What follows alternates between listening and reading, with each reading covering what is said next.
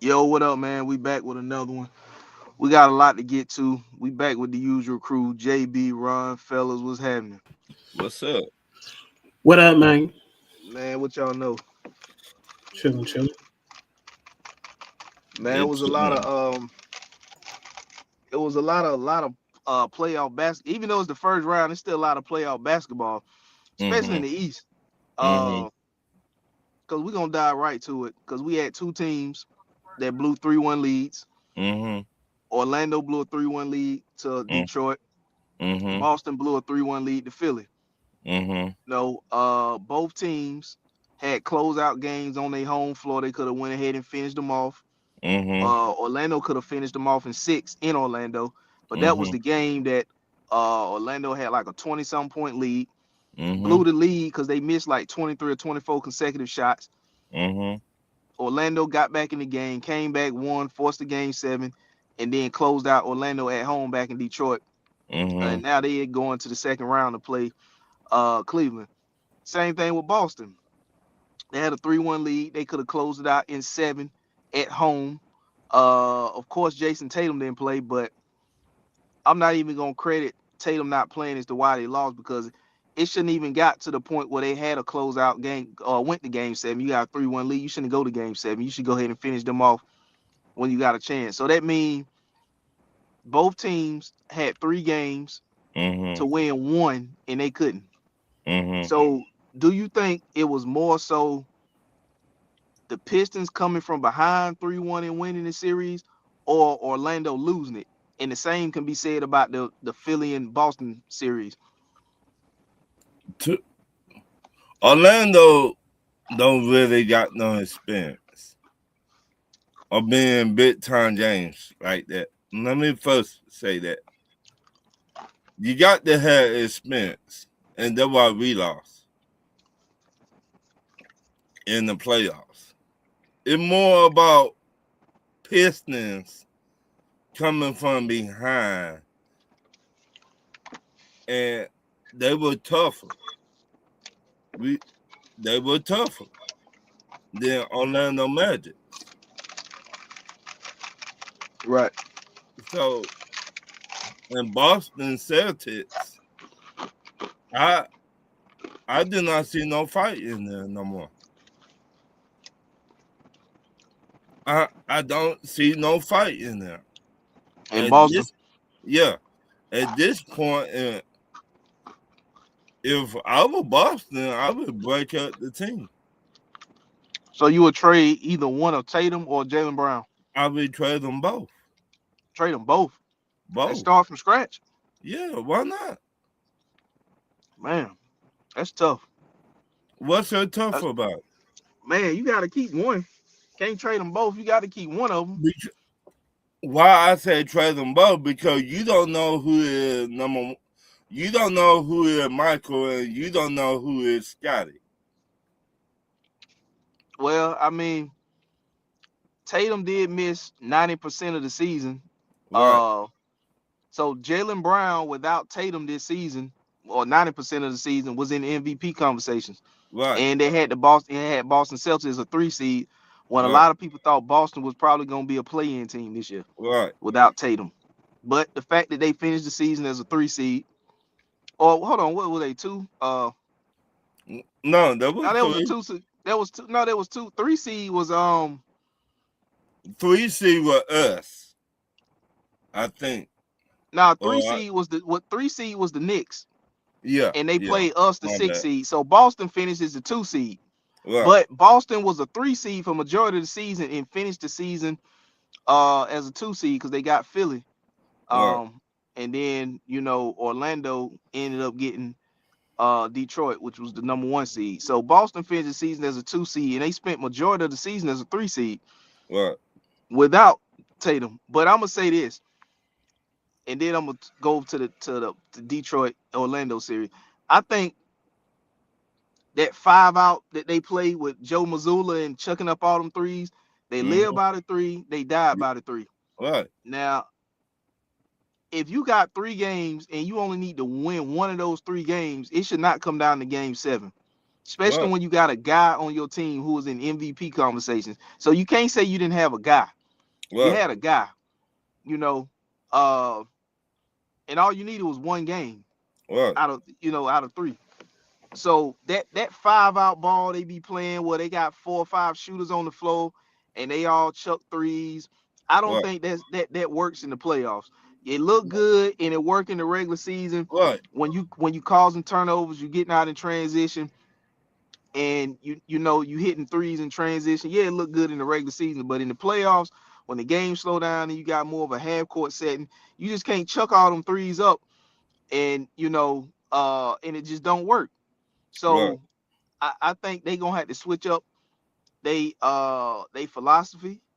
They can't shoot all them threes, because ain't no way in the hell they should have went out in the first round. Right.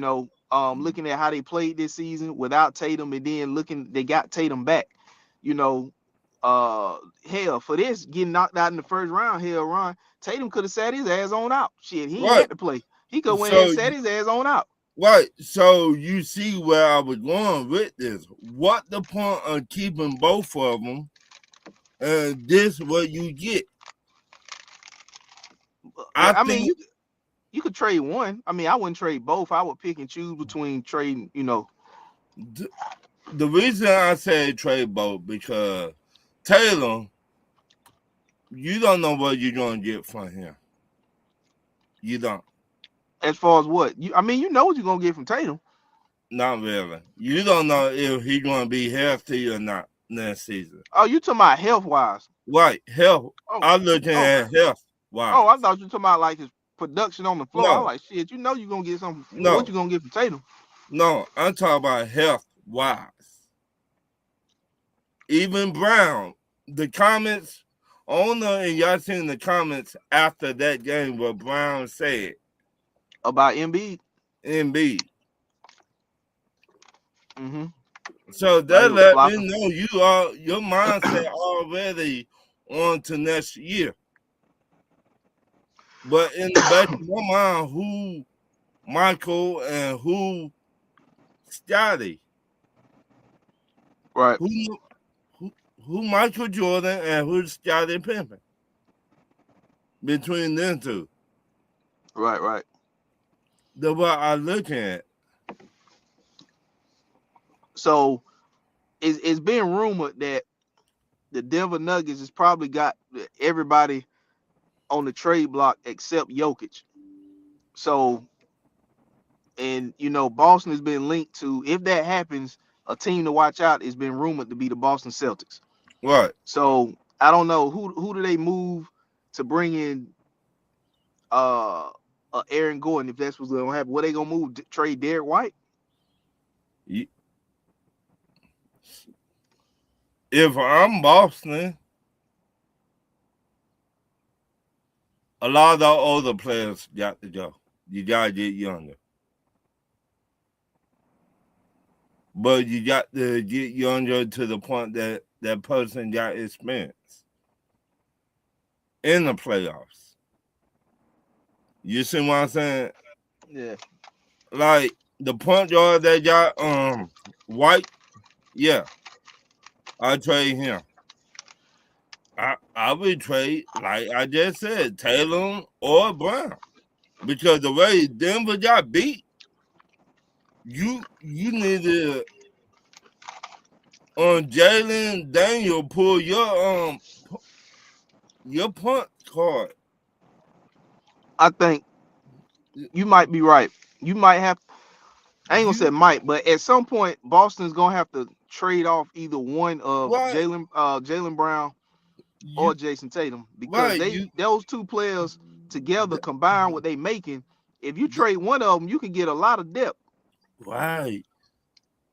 So you get a lot of pieces and picks back. Trade one of them, or trade both of them the all season. Trade one to Denver. Trade one to Atlanta. I would take Brown. Yeah, I'll take Brown too. Shit, Shit, come home. You from ATL? Come on back home. I'm not gonna argue that. I'll take him too. But then together, I just look at they should have never lost like they did. Right. They to me they were the favorites to go In that back series to the right to the finals. Right. to the finals. Yeah. To They come out the were East. right. They Now got it the look like it's most. gonna be the Knicks. I don't think it would be the Knicks. It looked like it's gonna be the Knicks because the Knicks. Remember, the Knicks put that team together last season to beat Boston, and they did. Right. So now Boston is out. They don't have to see Boston. They gotta But see Philly. right. Phil, did you just see what Philly did with Embiid? I mean, I'm not taking nothing away from Philly, but I mean, the Knicks put this. The Knicks got a team assembled for NBA Finals. You know what I'm Right. saying? That's what they measuring their season by. Is finals or bust. Because remember, last year they was in the Eastern Conference Finals. Right. So now the next step this year, even though they don't got Tibbs as the coach no more, Mike Brown is, but their next step is to get to the finals. So the team that they put together, now that you see they got now, was put together to beat Boston, and they beat Boston last year and made it to the Eastern Conference Finals. So now you don't even have to see Boston because Boston got bounced in the first round by the team you're about to face, Right. Philly. But So in my opinion, I think Philly more tougher than the New York Knicks. so you got Cat and Embiid gonna match up. Mm-hmm. You got Brunson and Maxey gonna match up. Mm-hmm. You got OG Anunoby and Paul George gonna match up. Mm-hmm. You got Josh Hart probably be on VJ Edgecombe. Mm-hmm. Like flowers and shit. And who is the foe in trying to think who is the foe in Philly. But I mean it's a good matchup. You know what I'm saying?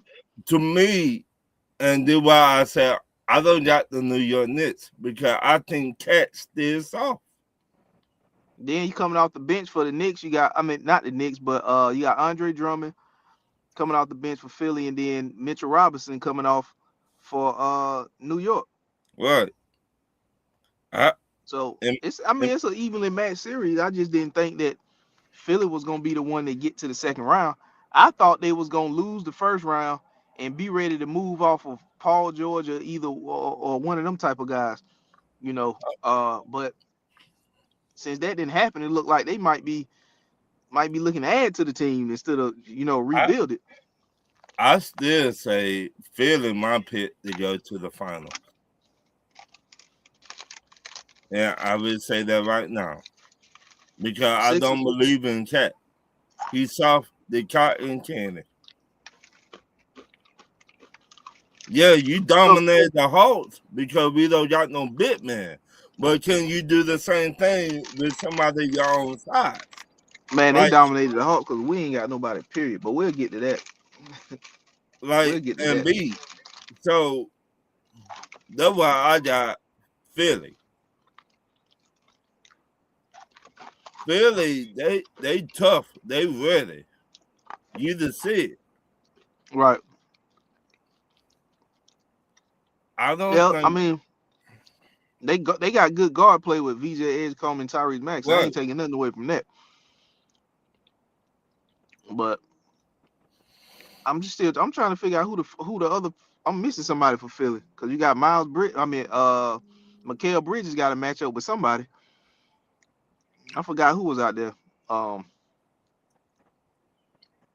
I don't know, bro. Just but real quick before back to that Orlando Detroit series.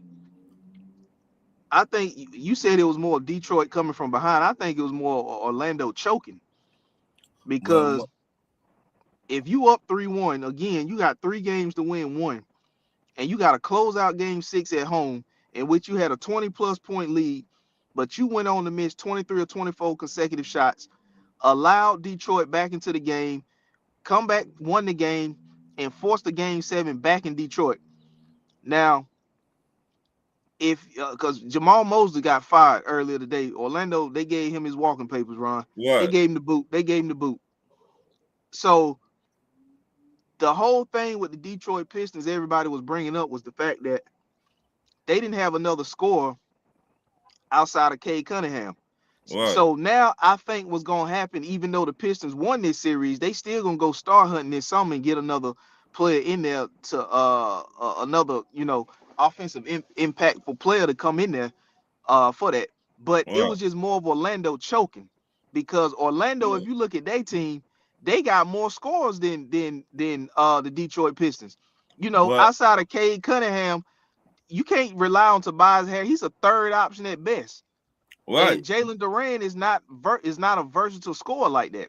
But But if you look at Orlando, you got Desmond Bain, you got Paulo Banchero, you got Franz Wagner, and I think Wendell Carter is more of a versatile scorer than Jalen Duran. At least Wendell Carter can knock down his free throws and hit some free throws and stretch the floor and hit the three ball, and Jalen Suggs. So they got more guys that can score the ball than the Detroit Pistons do. So that's why I'm saying it was more of a choke job by Orlando than it was, right.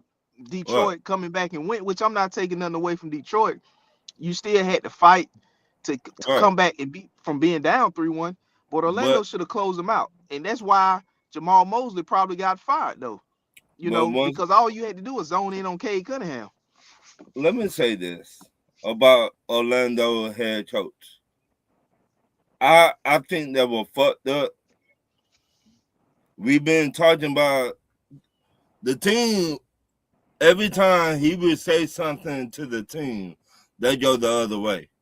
Yeah, he lost the locker room. Right, he lost the locker room because they stopped believing in him. Now, if I am Atlanta Hawks fan, Atlanta, go get that head coach. Jamal Mosley. Go get her ASAP. Now, but to me, Orlando don't got nobody that been in that spotlight. I mean, Detroit ain't either, because that was Detroit's first playoff series win since what, 2008? But Detroit got outside of Tobias Harris, who was with the Sixers, but right. They old school ex players were there, were talking to them. Were like, hey, calm down. Y'all got this. Orlando did not hear nobody like that. So Duncan Robinson was with the Heat when they made it to the finals. Then you got who? Tobias Harris, who was with the Sixers when they was making the playoffs. Right. And then after that is who else was consistently in the playoffs with that kind of experience that actually played. What that Detroit. But then you could look at Desmond Bain, who was in the playoffs with Memphis. But how far he went in the playoffs? That matters. I mean, he probably went second round or so with Memphis, because I don't recall Memphis being in the Western Conference Finals. Right, that matter. And so they gave up 5 draft picks to get him. Yeah, 4, and that's probably another reason why Jamal Mosley got fired, because they didn't have the type of season they thought they was gonna have after giving up 4 first rounders to Memphis for Desmond Bain. Now we talking about how much. We go back to what we've been talking about. How much power do a head coach have? Did he say he want that player, or did the front office say they want that player?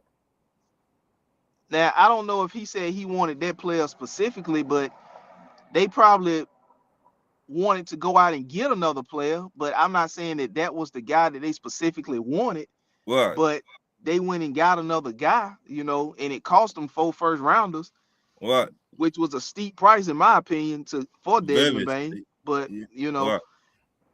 If they wanted him that bad and they was willing to overpay to get him, But I mean, usually it's like if the coach and the GM is on the same page, it's usually the coach is relaying to the GM the type of players he needs for his system that he want to run or whatever, and the GM goes out, scouts the players, whether it's in the draft or they go and look at the cap and see what the situation is as far as who is expendable to be traded to try to What? go and get somebody, via trade. But What? I don't know whose call it was to trade 4 first rounders, or That whose call was it to get Desmond Bain. I right, mean, the GM gave up the 4 first rounders, right. but That my point. We don't know who called it was. Was it the head coach, or was it the GM, or was it the owner? We don't know who called it was. Okay, Magic. Y'all What give up, up JD? 5 draft picks to get Bain. what up, Jim?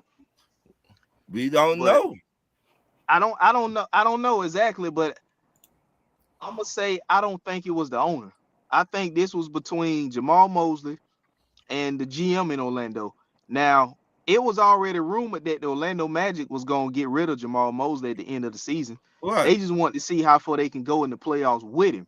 right. Now, in order for Jamal Mosley to have kept his job, he would have had to probably get to the NBA Finals for to keep his job, because they was already sold and made up in their mind that they was gonna get rid of Jamal Mosley, because it was rumors that he lost the locker room during the season. He was on the hot seat during the season, Right, and it was rumored that him and Paolo Banchero wasn't getting along throughout the season. right. So you know how the NBA go, they gonna choose the star player over the coach. I So mean, it was just a matter of time, and they was already rumored that they was gonna get rid of him after the right. But anyway. who's the leader on the Magics? The leader, The leader. I don't know, probably Banchero or probably Banchero. Okay, if it is Banchero, then why he was not playing like it? When talking about in game 7? In game 7, game 6, game 5? No, he went off in game 7. Let me tell You you. gotta do more. Let me see exactly what he had in game 7, but You gotta do more. You just cannot settle for 30 points and think you did a good job. You gotta push the envelope. no, Banchero had damn near 40. He had 38 points, 9 rebounds, 6 assists. So Okay, he did his part. I mean, you scored 38, and Desmond Bain was the next leading was the next guy behind you with less than half of that. Desmond Bain had 16. So Banchero outscored Desmond Bain by 22 points. so they got to get some shooters around that young man. And And he they got lost to by get in the 22. gym. He got to get in the gym. Who, Banchero? All of them. They got to get in the gym. I think they just didn't defend good enough because they Yeah. lost by 22. Right. That's what I'm talking about. You got to get in the gym. How many? Okay, we've seen that happen time after time. How many times Michael Jordan got his ass whipped by Boston and by Detroit A lot. before he got in that gym, in that weight room? Yeah, a lot. I see Orlando doing the same thing. Matter of fact, the difference was Tobias Harris was actually the difference in that game because Tobias Harris had 30. Well, Like, you don't look for Tobias Harris to give you 30 points. Hell, Banchero outscored Cade Cunningham 38-32. It's just that Cade Cunningham had 12 assists. But you gotta look at it. Detroit won him more. Detroit. Then Jalen Durant out rebounded Wendell Carter, Right. 15-5. So he out rebounded him by 10 boards. Detroit like to fight. What I mean by fight, like mentally, they fighting. Mentally. Remember Mike Tyson Punch Out? Yeah. Back in the day on Nintendo, Mike Tyson used to whoop your ass on that. Mentally, he got you already. He like, shit, I'm gonna keep on busting your ass till you finally step the fuck up. Yeah. That's what Detroit Pistons did to Orlando. Mentally, they were busting their ass. Yeah. then they're like, shit, we finna put it all together. Y'all had not did nothing yet. We finna mentally, we already got you. Now game 7, we finna put the cherry on top of it and bang, y'all finna go home, go fish. The Thompson twin only had 8 points. He played 34 minutes. He had 8 points, 4 rebounds, 4 assists. Tobias Harris had 30 points, 9 boards, 2 assists. Jalen Duran, 15 and 15. Right. Cunningham, 32 points, 1 rebound, 12 assists. He had a double-double. So that was the difference in the game right there. Right. Was Tobias Harris. But can this always been Tobias? He know how to play the game, but sometimes he don't show the fuck up. I just don't look at him as a number 2 option. He's a 3, in my opinion, a third option. That's how I look at him, a number 3. Yeah. You got Batman, you got Robin, then you got the man that used to cook all the food. Yeah. What his name? Bennett or Talking about the butler. Yeah, that's Tobias. What the hell his name is? Jeffrey or Jeffrey was on the Fresh Prince. Right, but you know who I'm talking about from Batman and Robin, the movie. Yeah. That Tobias. Alfred. That Tobias. That him. But you need me. Don't expect this all the time now. I did give it to you sometimes. Don't expect this all the time. That Tobias. In my opinion. Yeah, but I still think Detroit gonna go star hunting this offseason. I don't think they're gonna run this same team back, because they got the Cavs in the second round, and the Cavs just eliminated Toronto in 7 games. So we had 3 series in the East to go 7 games. The Cavs and the Raptors went 7, the Celtics and the Sixers went 7, and then Orlando and Detroit went 7. The only series that didn't go 7 was the Hawks and the Knicks. But who you got in that second round series? Cavs Raptors.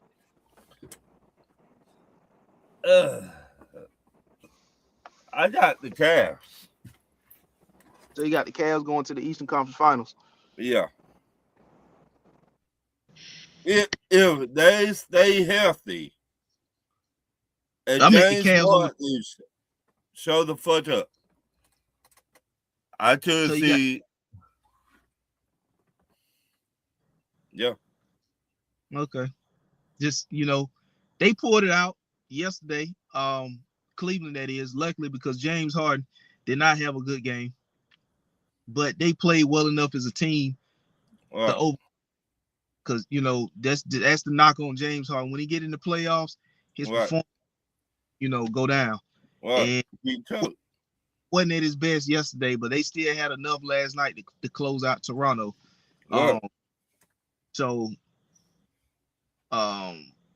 Again, you look at Cleveland. Cleveland got more scores than Detroit. You're looking at James Harden, who, like I just mentioned, his downfall, the knock on him is his performance in the playoffs. Mitchell, you got Evan Mobley, and hell, Jared Allen showed up last night and gave you something. You know what I'm saying? So, you got a guy like Dennis Schroeder coming off the bench, which Detroit could use off the bench, but I don't know, bro. This might be the series, even though this, Cleveland, I'm just named out. Cleveland got more offensive players, but coming down from 3-1 and they give you a lot of confidence going into a series. They do. But this a different team. You just said the Cavs got more shooters. Well, they got more offensive players. Right, offensive players. They had not been all the way here since LeBron. Right. But like I just said, if James Harden show up in the playoff, give me 20, 25 points, 8 assists, 5 rebounds every game, I think that'll beat Detroit. Yeah, I mean, I can see that. I'm not. It's going to be one of them. It's going to be one of them type of series where they got to get a little production from everybody. It can't just be right. Can't just be Cade Cunningham.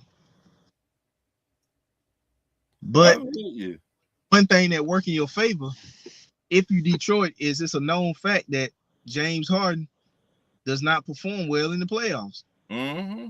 Hopefully you get in this series and just pray and hope that he don't break the curse of not playing well in the playoffs on you. And if you do that, that'll eliminate a whole lot. Even though last night they beat Toronto, but I don't think Toronto had Brandon Ingram last night.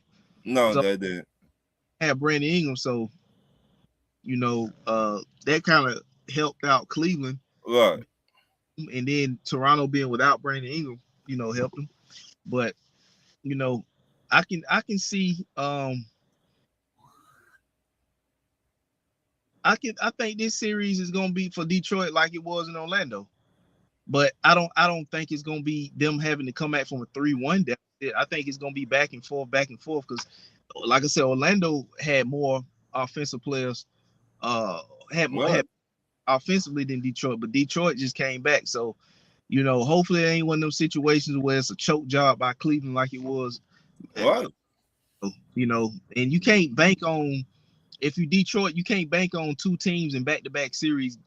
You going down to both teams and both teams doing a choke job to let you come back in the series and win it. So, right. If you Detroit, you can't bank on that. You didn't really bank on that in the first round. It just happened. So now that it happened, you can't bank on that happening again in the second round because it happened in the first. Right. You got the man up. Yeah. I don't care if you're hurting right now. I don't care. This the time you got to put everything on the floor. You got the man up. Steve Smith told King Talib, ice up, son. Ice up. That was dirty how he did. He told that me was dirty as fuck how Steve Smith. Oh.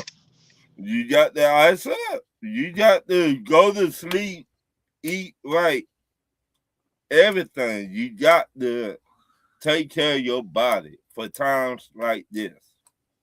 So how disappointed are you in the Houston Rockets? Even though they didn't have KD? I'm not disappointed at all. Because KD, who I thought he always been. He's not no leader. He not, but he was injured. So I'm gonna give you, it ain't like he played and then performed. He was right injured. He, to me, that Houston need a leader. That's what they need. Can they go get somebody the all season? Yes. But who though? Houston. If you Houston and you right there, because you get Fred VanVleet back, so I mean, not having him was a big blow because they really didn't have a point guard this season. Right?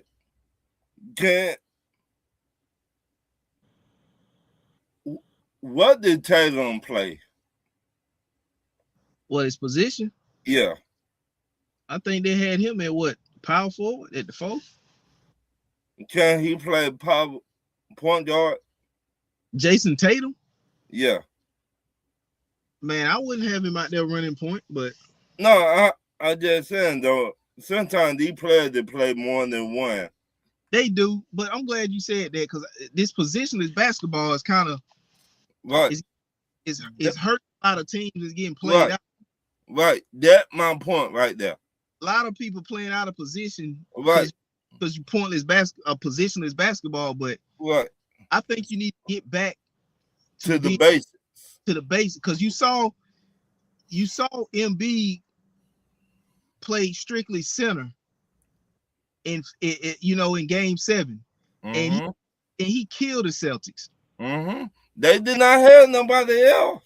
They didn't have Embiid dribbling the ball up the floor. They didn't have him doing all. They put Embiid in the spots where he was comfortable at catching the ball, and he did, and they gave him the ball in them spots, and he went to work in them spots. Like occasionally he stretched the floor and knocked the 3 ball down. Right. A lot of times, like, all out there on the, and who that remind you of? And Who Embiid remind you of the way he played in that last game? Who that remind you of? Who you about to say, Hakeem? That's a little bit him and Patrick Ewing. Because he went to his spots and caught the ball in his spots, and he turned faced up and went to work. Patrick Ewing and Darrell King. They ran a lot of high pick and roll with him, and he rolled to the basket, and he got, even if he did miss the shot, he got his own rebound and went back up with it. Either he converted on that, or he got fouled and went to the line. But they wasn't having him hanging out at the 3-point line, catching like a guard. You know what I'm saying? They were like, get your ass down there in the paint or by the paint. A couple times he caught the ball out there and shot it, but that wasn't his primary thing. They were like, get your ass down there by the basket, and we'll give it to you on your spot. Right. Because Boston ran out of big man.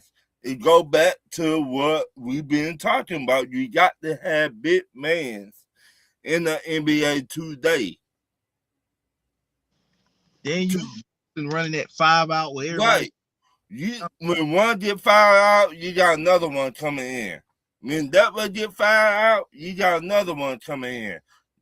You got to put bodies on the big dudes in the NBA. Yeah, I don't. This positionless basketball is getting out of hand now. Right. It done spread it throughout the league like a wildfire. Everybody. Right. Now look at the Hawks. And I'm glad you brought them up because we about to go ahead and chew off in the head, Ron. The head coach, I started looking at your 4-hour ass. You got the job. you too damn soft. You were not calling the referees out. You were not talking to the referee whatsoever. You were not even taking up for the team. Right. When Jalen, Brunson were flopping everywhere, you did not even say nothing. When Cat was throwing elbows, you did not say nothing. So, which brings up the next topic. Like which of these teams that's, NBA teams that's eliminated, what trade should they make? You know what I'm saying? It's, now that we on the subject of the Hawks, which is a team that's been eliminated. So what Hawks need to do this offseason? Do they need to just go ahead and rebuild? Because they're gonna get a high pick. They got between the Pelicans and the Milwaukee Bucks. Right. Another round pick got from Cleveland. So to me, you got to get a point guard. Right. So do you trade for one or do you draft one if you in position? Because we don't know how the lottery gonna fall. Right. Yeah, so we don't know who picking where. I would trade for one and draft for one. So you would draft one with that top draft pick? Yep. And trade for one? Yep. So why? The one you trade for is gonna be your backup, right? Yep. You know why? Tell me what you thinking. He did teach the rookie how to play basketball, how to take care of your body, how to how to pass people the ball, how to get your points at the same time, and your assistants. at the same time. Well, I'm gonna be honest with you, Ron. When it comes to the Hawks, the way I look at it, based off what I've seen this season and in the playoffs, the Hawks the Hawks got a lot more holes than you think. Right, more definitely. The Hawks got to figure out. Well, for one, I don't think the general manager, what's his name, Ansi Sailor, Yeah, I think him and Quinn Snyder are on the same page when it comes to this team. Well, I cannot say that because if you look at his last interview, the way he was talking, he was like basically Quinn, my guy.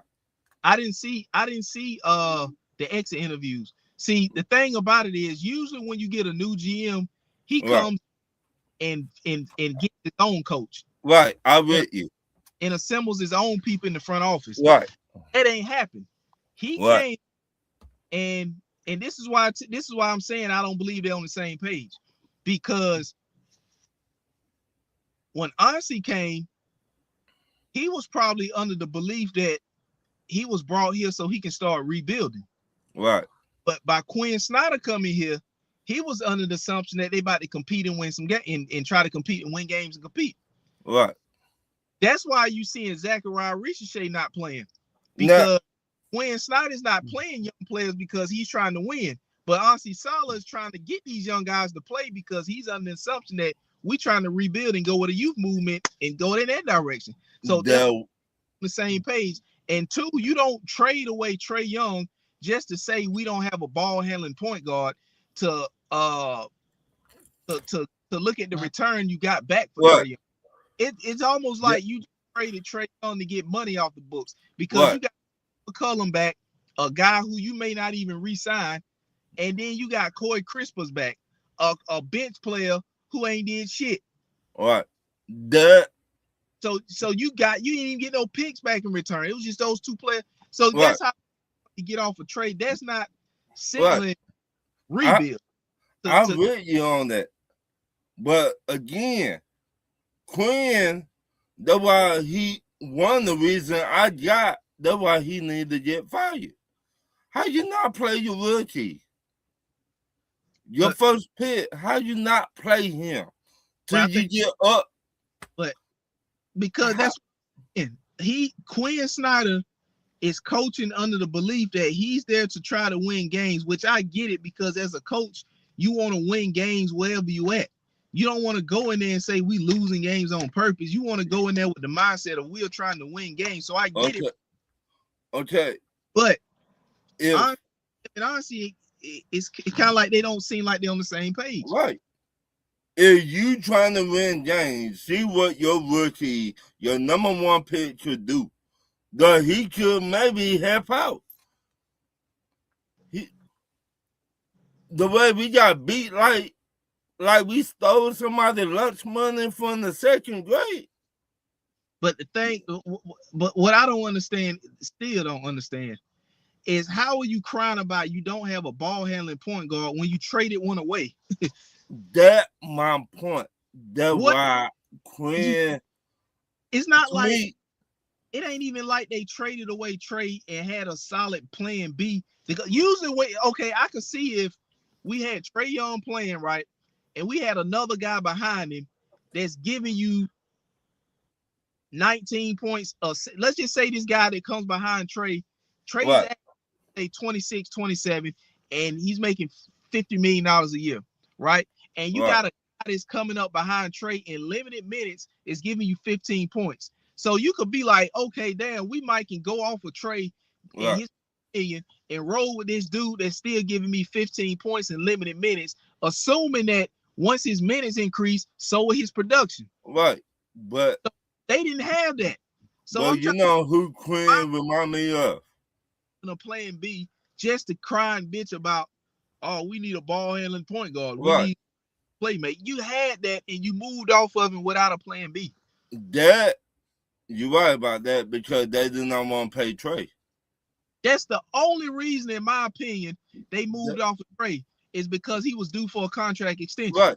They felt like, I seen it with my own eye. Trey got a lot of head coaches fired. Nate McMillan. He got who was that other head coach that went to who? Lloyd Pierce. He got him fired. Who the other one that went to the Bucks? That went to the Bucks. He wasn't there with Budenholzer. You sure about that? I think he was. Nah, Trey wasn't in Atlanta with Budenholzer.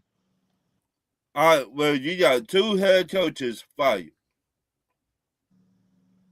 Now, that Stevie Wonder should see that. Now, is that because Trey was being like Michael Jackson, I'm the star, me? Or is that because the owner said, you know what, Trey gone? We don't know. I don't know, but if you the Hawks, you got to decide whether you're trying to compete or you're trying to win games. I mean, trying to compete and win games, or you're trying to rebuild. Because if you get, like I said, you don't know what a pick's going to fall because the lottery hasn't happened yet. But let's just say, for the sake of the conversation, let's say the Hawks end up with the 4th overall pick, right? There's no way in the hell you do not play your 4th overall pick. You ain't even playing your 1st overall pick. Right. So whoever the Hawks pick, I'm gonna take Jalen Johnson out of this because I don't think Jalen Johnson is the franchise guy in Atlanta. Whoever pick with this 4th pick, and I'm just saying 4th because we don't know what it's gonna be, but for the conversation, let's just say the Hawks end up with the 4th overall pick. Whoever the Hawks select with the 4th overall pick, that is gonna be their new franchise guy. Now, let's just say Quinn will be here for next year, right? Will Quinn let them play that game?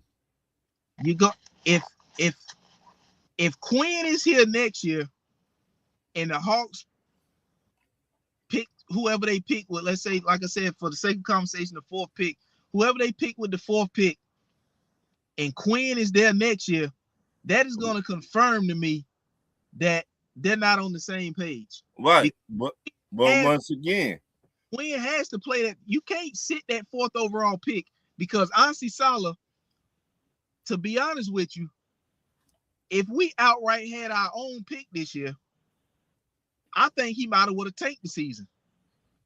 I don't think he would take the What up, Winston?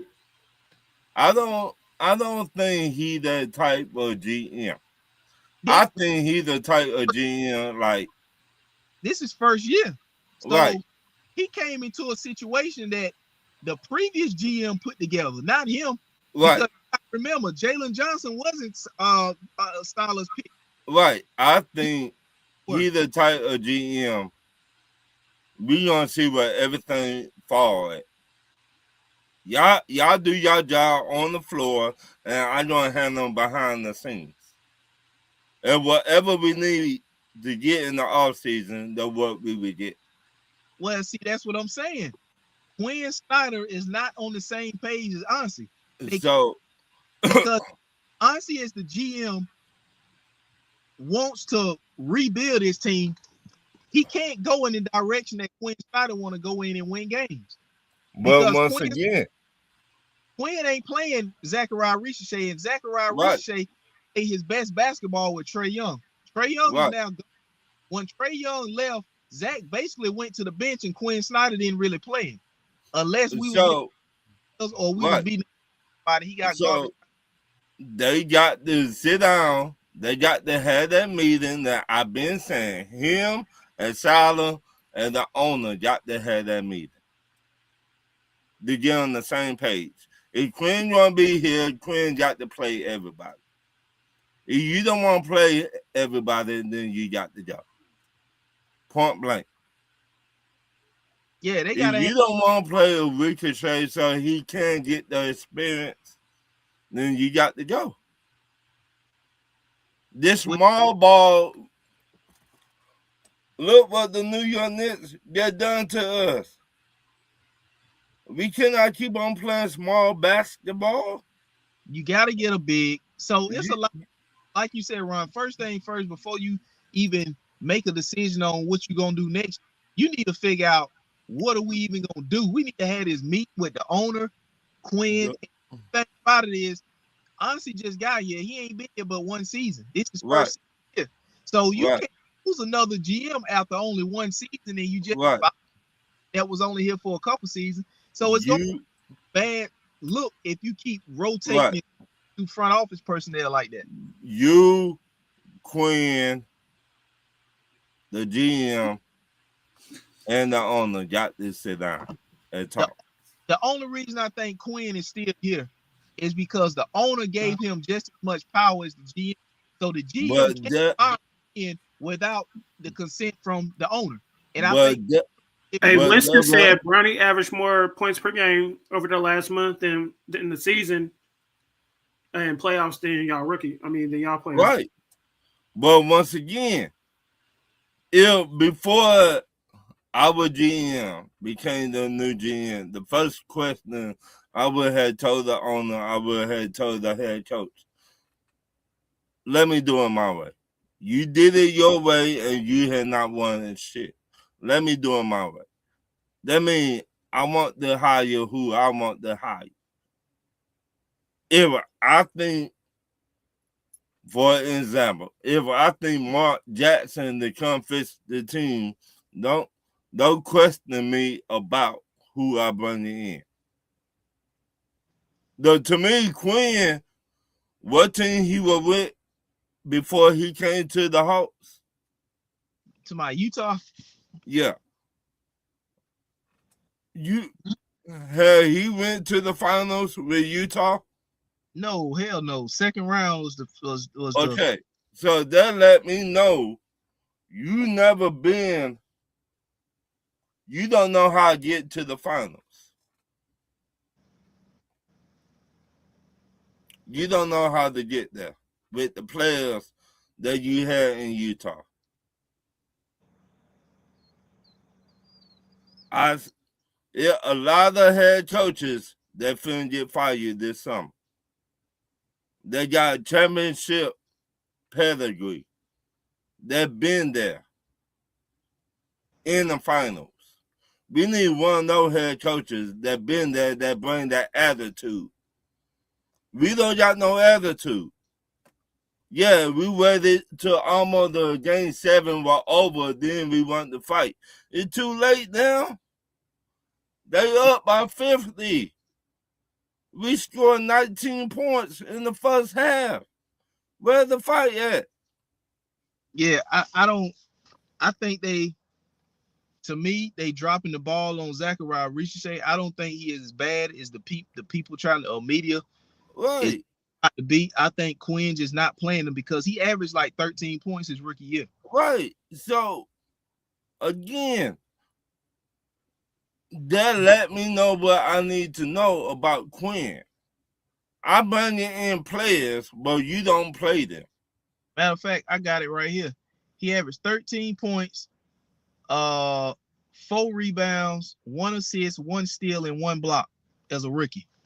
So, it's not on the GM and on the head coach. And he played in 75. He started 73 games, played in 75, but started 73.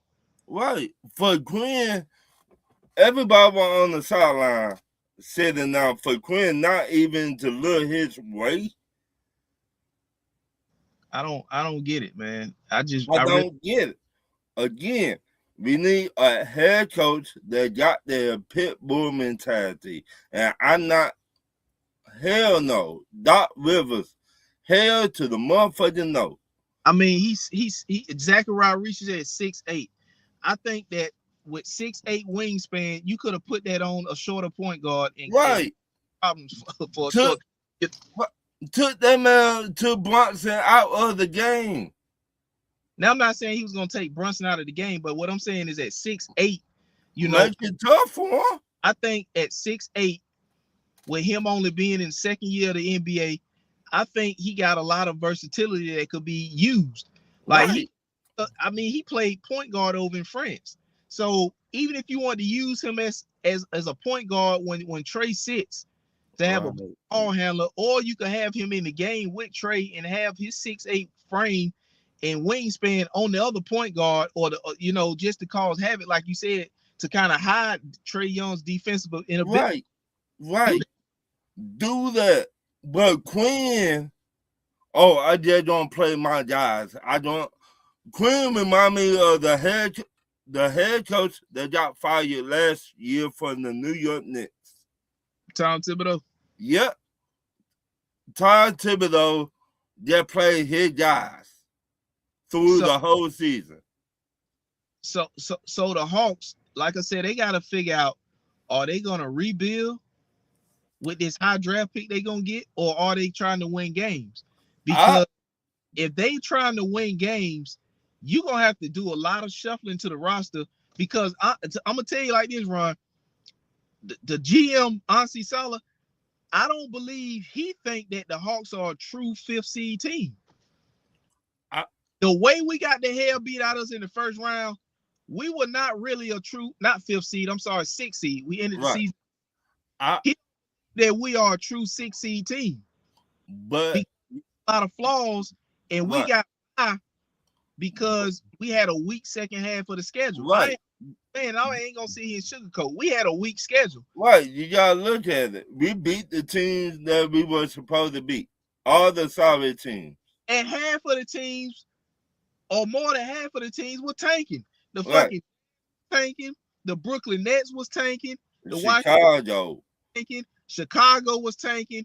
Indiana was tanking. Right. Milwaukee wasn't doing shit when Giannis went down. Right. So, hey, what y'all think about what Winston said? He said drop Snyder and pick up Thibodeau. 2 true 5s, move OO to the 4, JJ to the 3. Defense would be on lock. Everyone would be in their natural position. But once again, he don't play everybody. That's one of the reasons he got fired in New York. But you know what? Thibodeau, the only thing about Thibodeau is he said Thibodeau is a better coach than Snyder. Way better. I'm with you on that. He is, but the thing about it is, if you got a GM like Ansi Salah that's drafting these young players to play, and you keep bringing in these coaches that's not playing them, then it's like be a mix. Because if you are trying to win, you're gonna have to make a decision on if we gonna try to win and compete now, or are we gonna rebuild? That's the first thing got to do. Once they decide which direction they're going, then they can know what moves need to be made. Because if you in some games, you got to make some trades and get some players in here, and not bring a lot of young players in because they ain't gonna get the minutes. But if you're trying to, you gonna have to trade off some of these guys. And I'm gonna throw a curveball out there. If I were the Hawks right now, I would probably shop Nickeil Alexander-Walker, because this probably the highest his stock gonna be. He just won the Most Improved Player award, right? Yeah. He been in the league 8 years or so. Yeah. And he's a career 9 point a game player. But then he's on a reasonable contract, and now he just doubled his points per game to damn near 19 or 20 to get most. You're not gonna get more improved than that. You ain't not league and you're a career 9-point player. This is now the time to sell him to get value back based on the direction you decide that you're going in. Because what type of value what are you trying to get for him? That's what I'm trying to say. No, if you're trying to rebuild the team and that's the route going, because of if you're trying to rebuild the team, what are you trying to get for him? A contender will give you a young player in a draft pick. Okay. Now, if you want to keep the team like it is, but just bring in few pieces, 2 or 3 pieces, right? What will you go after this summer? You need a center, and you need a what? A point guard. You have no point guard. Right. And what else? A center. And what else? Well, after that, to depend on what type of players, depending on what how much you pay them players that you go and get, what do you give up to go and get them players? Do you Right. sign them in free agency or do you trade for them? So See, those are the top things you need. You need a point guard and you need a center. But you got that pick coming. So let's see what that pick, because you might be the best player available, depending on me. I would y'all get his name, Devin Booker. What are you giving up to get Devin Booker? It's gonna cost you an arm and a leg to get Devin Booker. CJ McCollum. Hawks don't need a rebuild. They need pieces to round out the roster. I would give up CJ. I would give up a free agent. What they talk about resigning him.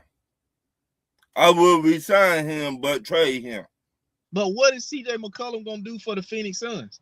He destroy buckets. I know, they got young pieces over there. He's what? He's help and develop. I don't think Phoenix is giving up Devin Booker for CJ, a package centered around CJ McCollum. I mean, I just was throwing names against the wall. Me, I like John Morant, but you know what comes with John Morant? Bullshit. Yeah. So I would not want him in the ATL because he still would be on that bullshit.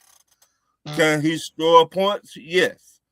Is he really good? Yes. But also, off the basketball court comes with the bullshit.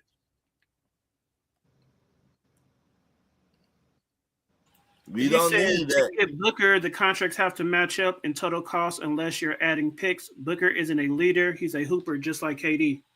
Well, yeah, he's not a leader. So, to me, I think the Hawks are a little bit further away than a lot of people think, bro. Even though we finished the season as a 6 seed, bro, we got a lot of shit to do that worked in our favor, because the second half of the season, the schedule was soft. It was easy. Right. Half of the teams played were tanking teams, and we took it also back and beat the teams we were supposed to. Right. Also, this team needs to get in the weight room. I'm sorry. Y'all too damn small to get pushed around like y'all did. Is Jalen Johnson the star like they trying to make him? No. He's not a leader, and I don't think he's the franchise guy. You're gonna have to go. I'm telling you, the guy that they picked with this upcoming draft, because the Hawks got 2 first-round picks. They got they got Cavs pick. We got the pick that's the best of the Pelicans or the Milwaukee Bucks, which is gonna be a pick in my opinion. So let's just say is a top 5 pick. Whoever the pick with that top 5 pick, that's gonna be the guy that the Hawks need to make the franchise guy. Right. I mean, Jalen Johnson is getting, he got his contract, he getting his money, but what he just showed you in the playoffs is he's off being the guy. Right. So that let me know. Okay. We just were talking about Boston, right? Right. How about trade Jalen Johnson to Boston for Brown and draft picks from next year? To me, Brown is a leader. To me, you take this. He took that team basically by himself to the playoffs because Taylor was injured. The Hawks already said they're not even giving up Jalen Johnson. They wouldn't even do that for a Giannis trade. I would. Giannis is a leader. That's what we missing. The Hawks, they said this season that Jalen Johnson was untouchable. They wasn't giving up him in the Giannis trade because Milwaukee was asking for it. Right, but that's our problem. We need a leader. I think Jalen got one. I think Jalen Johnson is from Milwaukee. But I'm gonna be honest with you, Ron. I just didn't see the urgency to move Trae Young at the deadline. I would have waited until after the season to see what this team looked like with him and then moved him this summer. To be honest, I would have got more bet for a trade. So that's what I'm saying. That's why I feel like the Hawks moved him because of money. Right, money. Remember at the beginning of the season when he was eligible for his contract extension, they didn't do it. They Right.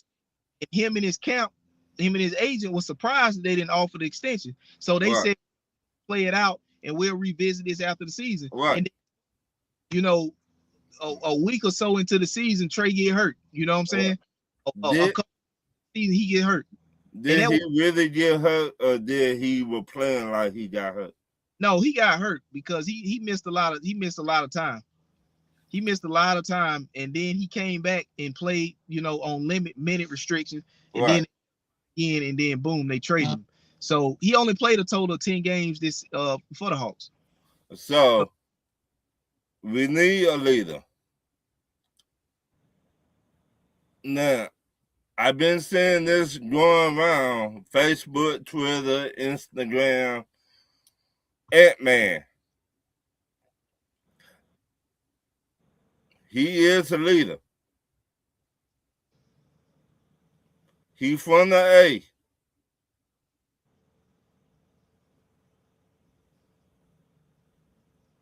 He give you 25 to 30 points. To me, that is a leader. He is, but Minnesota is not about to get off of Ant-Man. Right. I mean, I know they're not, but what I'm saying, that's what I think about a leader. Ant-Man. You just talking about guys that could be a leader. Right. Right. That when I say a leader, Ant-Man, Jaylen Brown, Ant-Man. I mean, leader. That's what I think what a leader look like. Is I wrong? I don't know. But I know one thing, Kevin Durant not no leader. He a good basketball player, but when you need a bucket, you need to get that ball to somebody or make a play for somebody. And we don't got that. We don't got that in coaching, and we don't got that in the best on their team. CJ, he was decent, but they figured out their team. The New York Knicks did.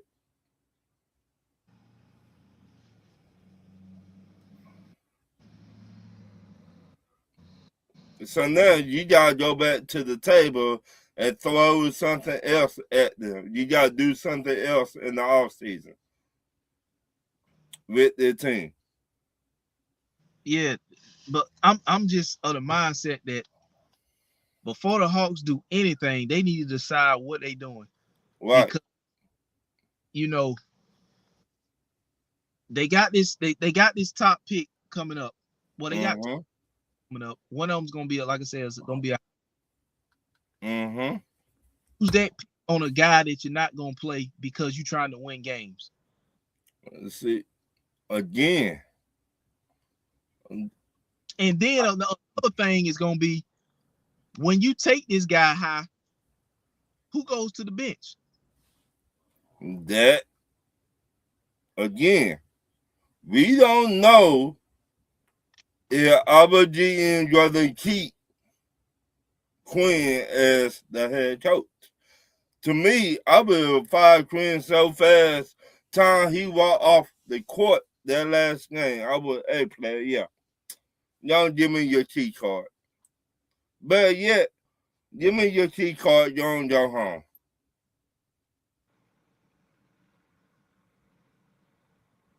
I will tell two-man trucks or somebody like that to come clean out your office. Put it in garbage bag and send it to you. Again, a team's supposed to take the head coach attitude. What attitude Quinn brings to this team.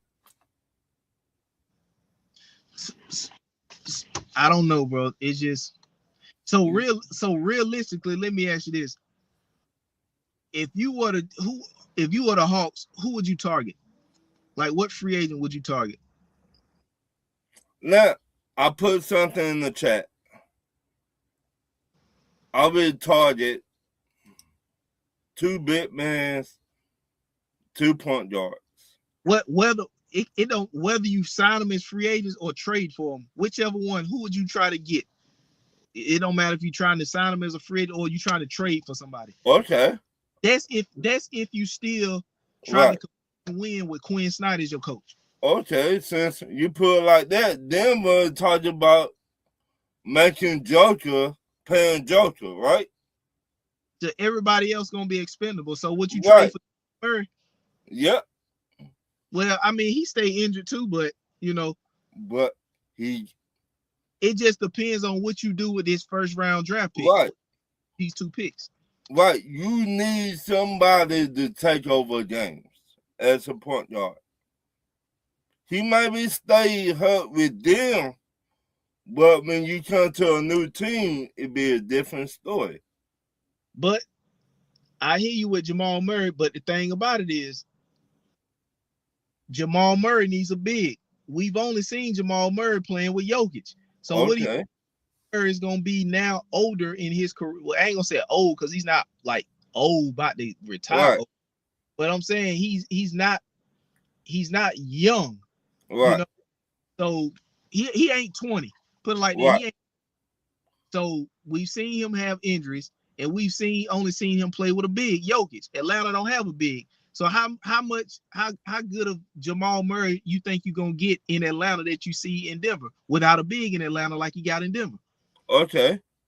You said something right there. Now look in our chat that I put in there before we started the show. Look at the bid they're trying to get. Hartenstein. Yeah. And that's if they get it, because I think the OKC Thunder got a team option on him. So they could pick up his team option and keep him. Right. They could, but money talk, bullshit walk. I mean, the team option is like, if they pick it up, there's nothing no other team could do. Right. But I don't think they will pick it up, though. You don't think so? No. I mean, if they don't, then Hartenstein would be, would be an option. I would go get him, and I would go get Adams. Steven Adams. Yep. You know why? Defense. Attitude. But you know what I would do? To be honest with you, if you got Quinn Snyder as your coach and he's not playing Zachariah Ricochet, why not trade him to Dallas for Daniel Gafford? Yeah, why not? Or why don't you just fire your Quinn? You can do that, but I don't think the Hawks are gonna do it, because if the Hawks were gonna fire Quinn, they would have fired him by now. After that demolition ass whooping they took back-to-back games in the playoffs. If you're gonna fire a coach, you fire him immediately after that. You don't wait. Or you wait till everything's settled and both sides calm down. I ain't waiting to shit settle. Me either. But then how you I'm with you, but then how you do business. Yeah, you're right. This is how we gonna do business. This is how we're doing it. Your ass got beat by 20 something in 5, and then you come back and lose by goddamn 51 in game 6. So you don't lost damn near 80 points in 2 combined back-to-back games. So it's how let me ask you this. Name the head coach you would go after. A head coach that I would go out. It depends on what we're trying to do. If we trying to go to the finals and win it next year. Oh, well, that ain't gonna happen next year unless you're gonna have to have, you're gonna have to do some roster reconstruction for that. Okay. Dyson Daniels, in my opinion, I'm gonna be honest with you. Dyson Daniels, next season, if he ain't shooting at least 33% from three, then that contract we gave him is gonna look awful. But to me, he need to try and shoot 50% from three. Man, that's a high ass percentage. Hey, we pay you, right? He ain't shooting 50% from three. I don't know a nigga in the league shooting 50%. Look, you got the whole summer to work on your jump shot. He's not gonna get 50% from three. At this point, Ron, he shot 13% during the season at one point. But going from 13 or 14% where he was at up to about 32, 33, that's a significant, jump. Okay. Eat that from Dyson. Let's Get just say he do that. Let's just say he do that. But still, if you do name a head coach, the kind of head coach you think the Hawks should go after, they bring toughness, they know how to build a team and know how to win. Well, it's gonna have to be who the GM wants, because ultimately that's what you should be doing anyway. Okay. You should GM to hire his coach anyway. Right, but you the GM now. Oh, if I'm the GM, yeah, you the GM. I would look at a couple options. You know what I'm saying? I would look at the thing about Tibbs is you get Tibbs here, he's gonna turn your team around defensively. You just offensive guys and hope that he go deep into his rotation and play the guys. Right. You know what I'm saying? That one. That's one. Then let's go and get what about a guy like Frank Vogel? Frank Vogel is won a chip. That too. I was gonna say Mike Malone, but he got hired by UNC, so he off the table. Right. Now this is only if we trying to win games. You know what I'm saying? Right. I don't think Jamal Mosley was a bad guy. I think he turned Orlando around in the 5 seasons. Right. I don't think he was a. But at the end of the day, I'm just only gonna do 3. But at the end of the day, you got to make sure that whoever you hire in the GM is on the same page, so they can know which direction they're going with the team. They can both be on the same page when moves is being made. Right. Now, if we talking about just rebuilding the team, and you're gonna have to go and get somebody off the bench.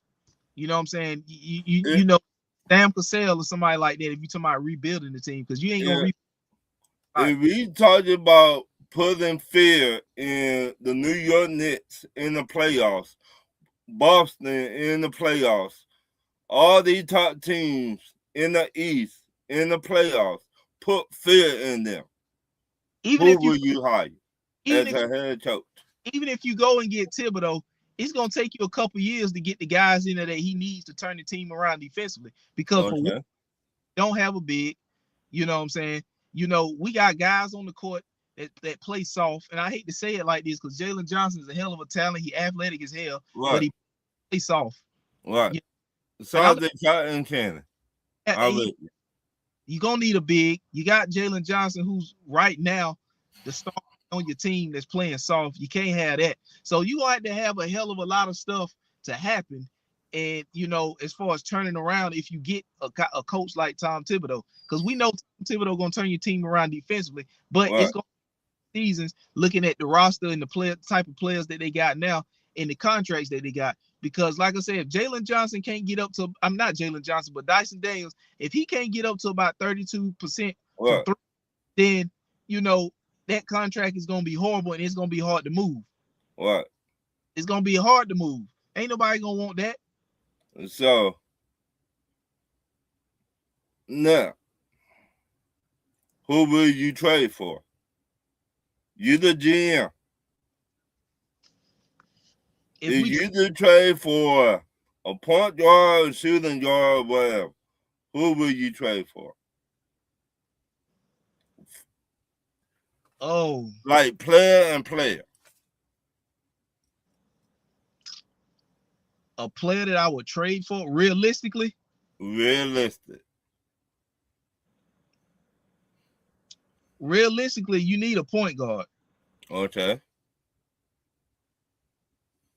So, I mean, you got job price tag has probably been lowered.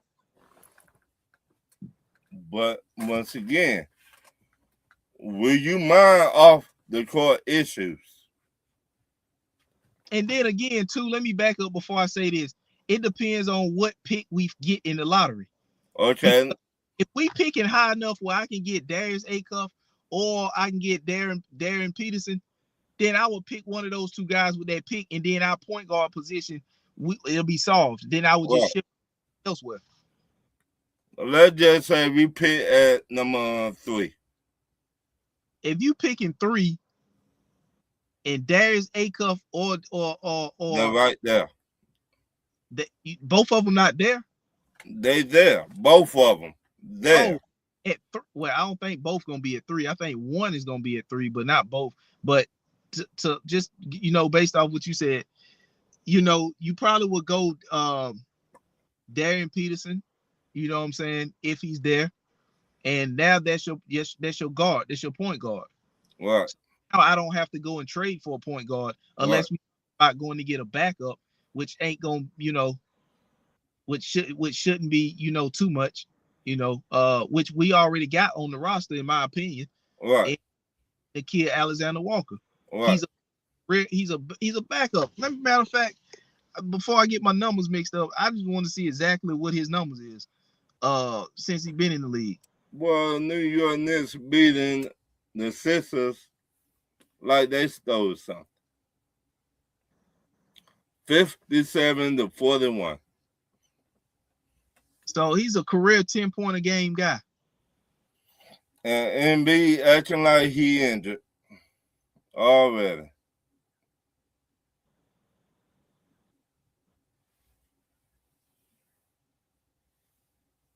So he's been in the league since 2019. So 7 years in the league. And he's been averaging 10 points a game. So let's just say if Boston break up their team, Jaylen Brown from ATL, will you trade for Jaylen, player, or let's just say Minnesota get rocked in the next round? Or will you trade for Ant-Man? Well, Ant-Man is probably not going to be gone. So, Ant-Man could get fed up, be like, you know what, I'm tired of this shit. I would take Jaylen Brown. I would definitely take Jaylen Brown. But what it's going to cost from Boston, I don't know. Because if you give up too much, then it's almost like you brought him here to play with who? But if you give up, let's just say what Jaylen Brown is, a shooting guard, what? 2 or 3. You give up Walker. You give up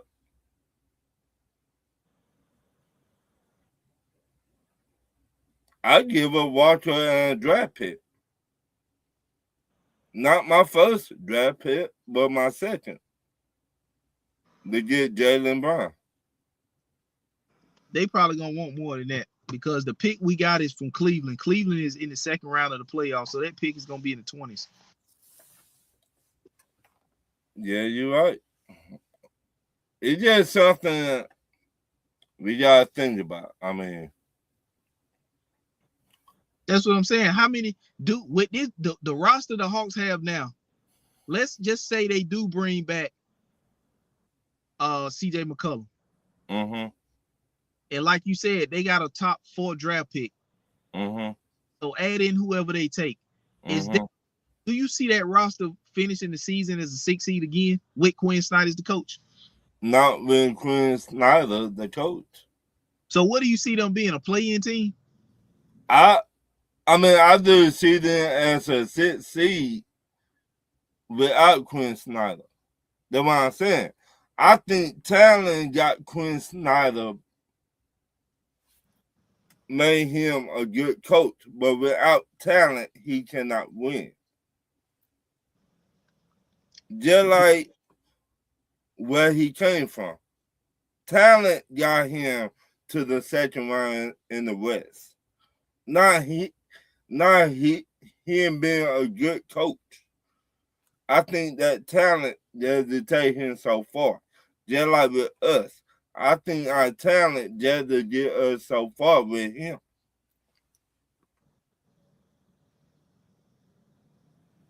Yeah, let me see who's a free agent this summer.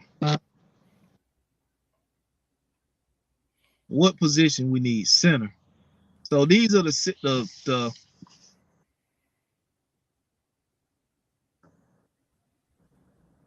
hold on.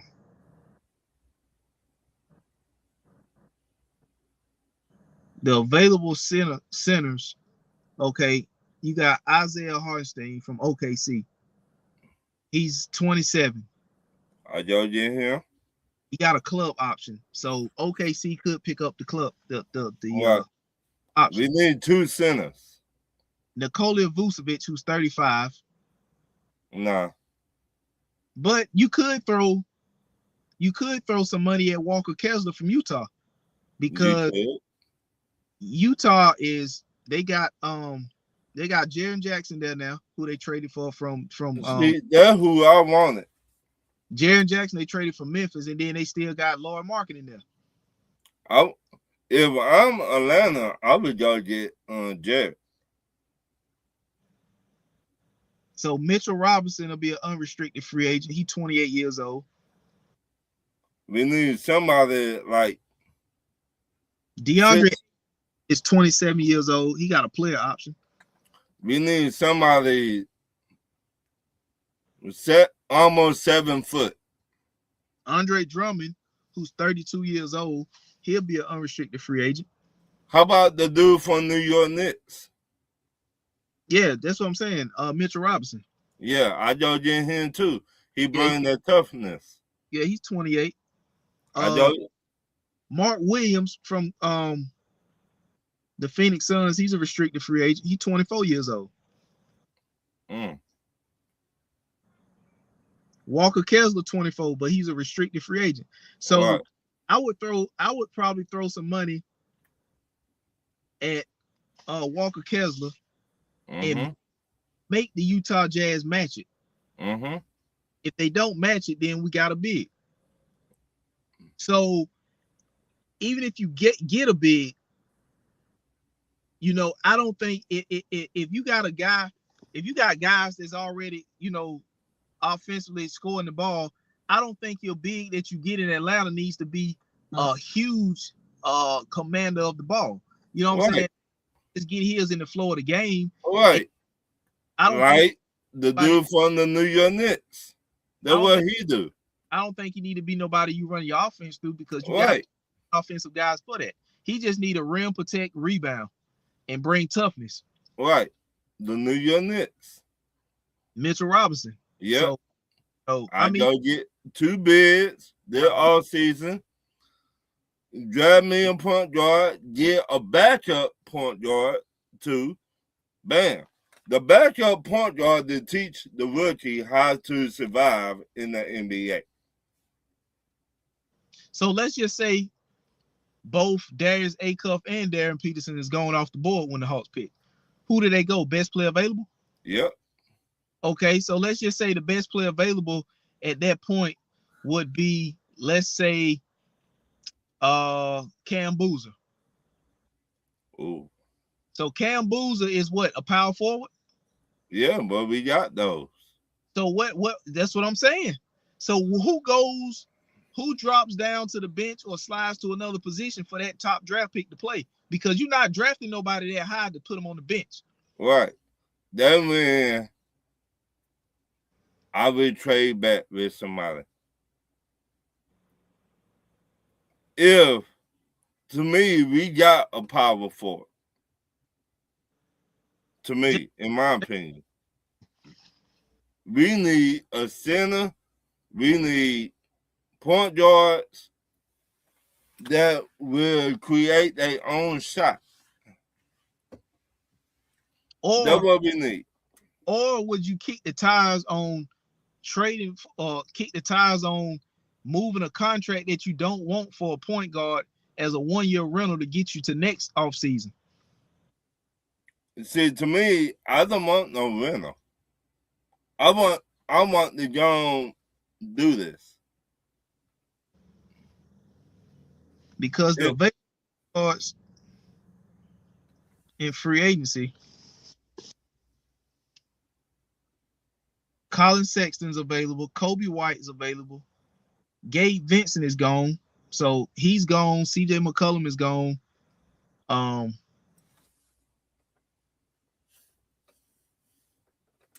Let's see who else.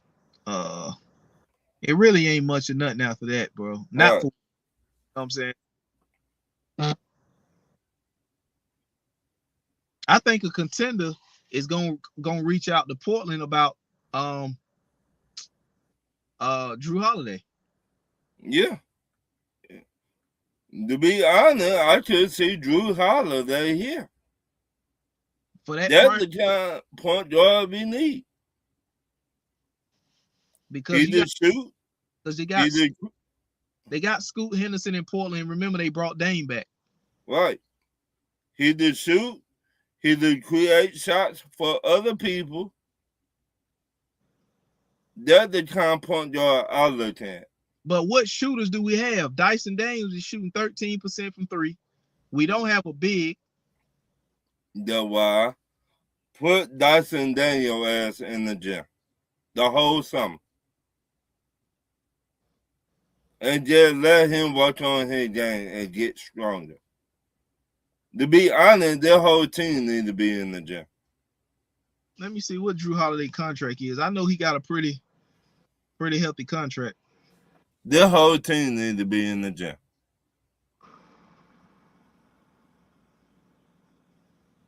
Drew Holiday contract. So he'll be a free agent at the end of the 2027-28 season. He signed a 4-year deal, $135 million contract extension with Boston in 2024. I mean, I'm just saying that's the kind of point guard I look at. He has a player option at the end of the 2027-28 season for $37.2 million. So this year he made 32.4. This upcoming season he's gonna make 34.8, and then the following season, which would be the last season on his deal, and it's a player option for $37.2 million. Right. So their whole team needs to be in the gym. So who you gonna package together? Double O? Yeah. Bye. So you can package Double O money, and who else to get a starting point guard? Drew Holiday. Double O and Walker. That I look at our number one pick to do the same thing that Walker to do.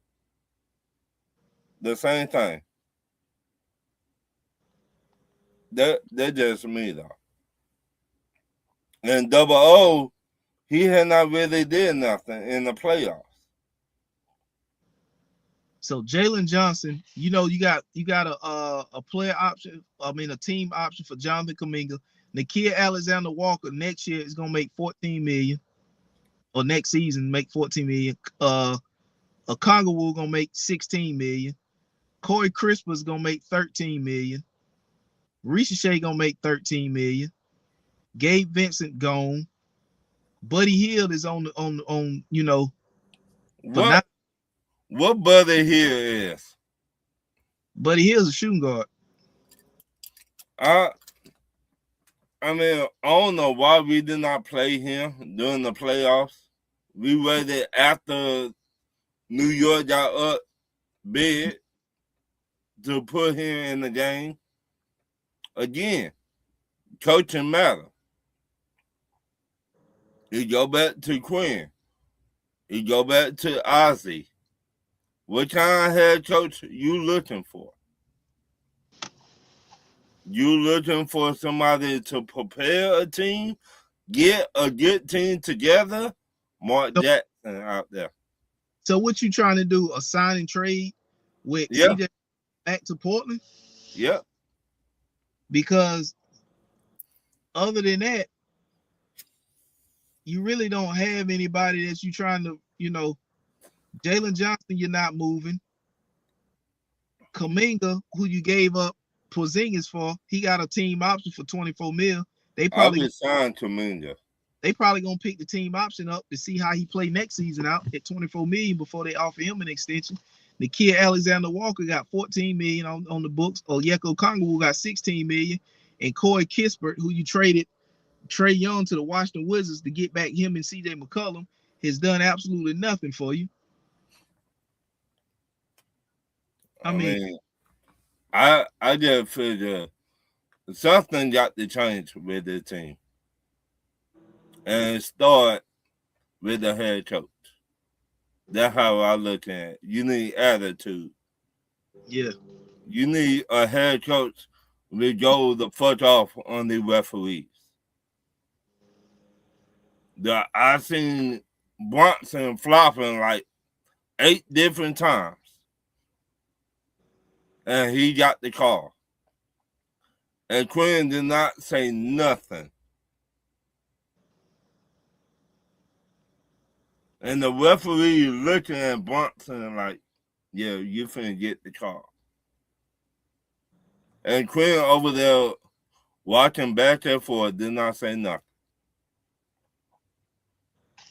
Cat was throwing elbows. Did we get the call? No. So you looking at Daniel Gafford, who's 28 this season, and his contract runs through the 2028-29 season, which he'll be 30 years old. Whew. And he's making 17 this year, 18 next year, and then 18.9 in the final year. I mean, that's not, said. That's not bad for what you're gonna get for a center. I mean, you need a big body. Right, you need a big body, but where was that big body in the playoffs? Talking about for the Hawks didn't have one. What? That's my point. Yeah, you gotta get a big. So you gotta get 2. If you need 2. But if you're not going to play the young guys, why not trade them for what you need? Is what I'm saying. Right. You're right.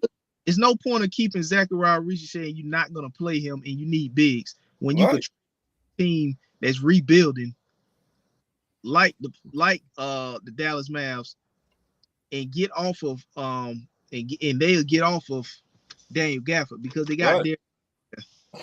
You need 2 big bodies that bring in that toughness. One from the New York Knicks and the other one from the Dallas Mavericks. Yeah.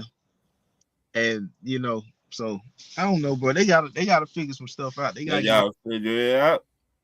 Yeah. They gotta figure out whatever the hell they gonna do. They gotta figure out. They ain't page about it. So I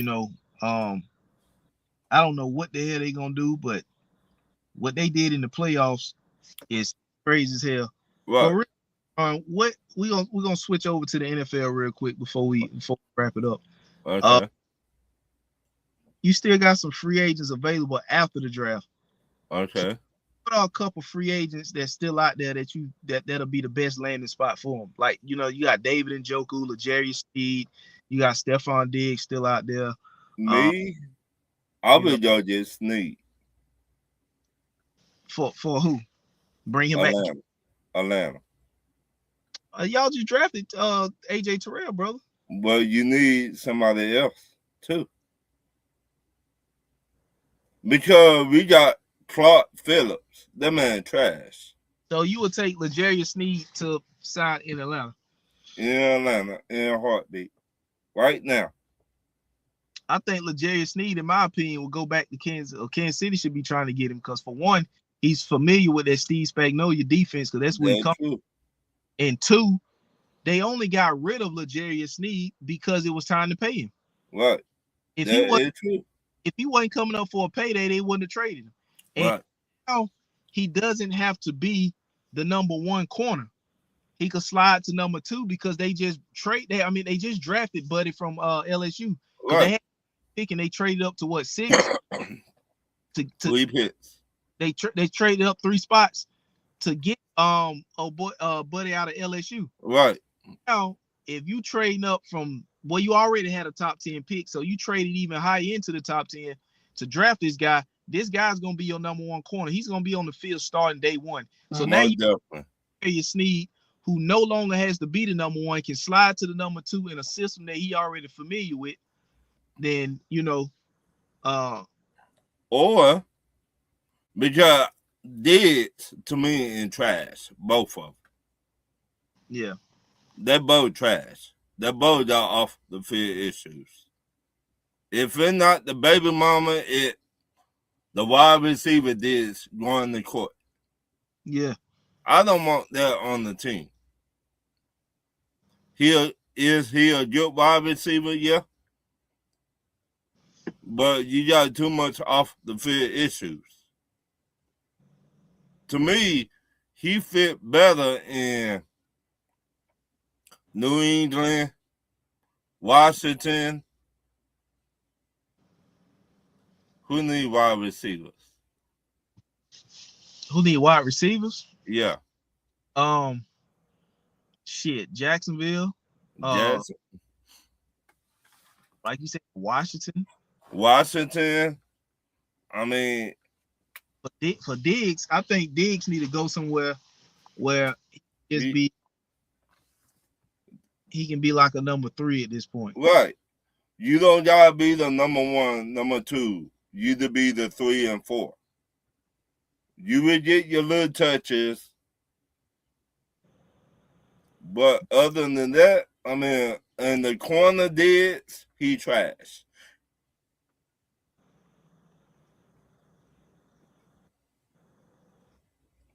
They're saying something with Green Bay, don't want. Green Bay let that go. And I'm not even mad at Green Bay about it. He trash. He played when he wanted to play. And the only reason he got those 11 interceptions because the defensive line got to Dallas defensive line got to the quarterback.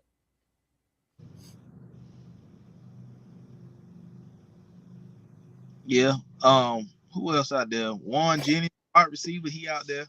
Who? Warren Jennings came from San Francisco. Now, to me, I see him like as a Baltimore Raven. Warren Jennings. Okay. Yep. They need wide receiver help anyway. So, then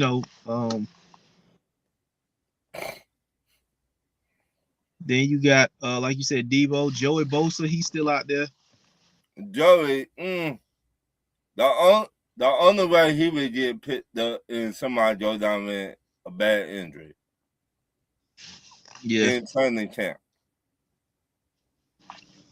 In my opinion. To me, he cannot stay healthy. He stayed healthy one time, and that was last year. But you've been in the league for how long? 8 years? Yeah. They're not good enough. Yeah, Tyreek Hill. I could see him going back to Kansas City. Kansas City. Yeah. They Debo. They need wide receivers. Bad. David Njoku. I think we should get David Njoku. We didn't draft the tight end, so I could see him going to y'all, but I could also see Baltimore. Yeah. New England. Tennessee.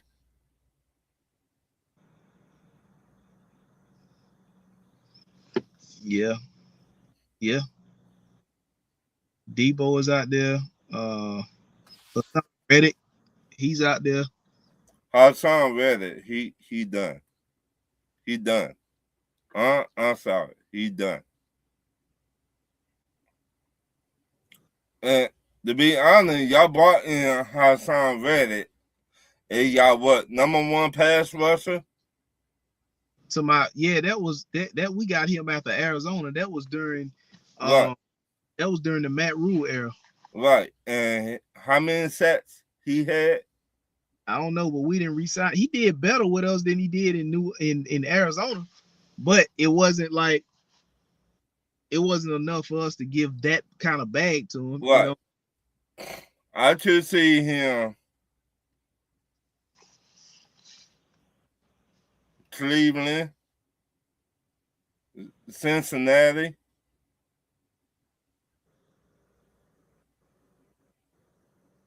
Seattle.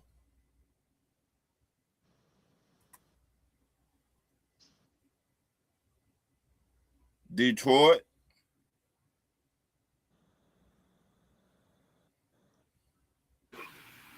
What free agent are you talking about?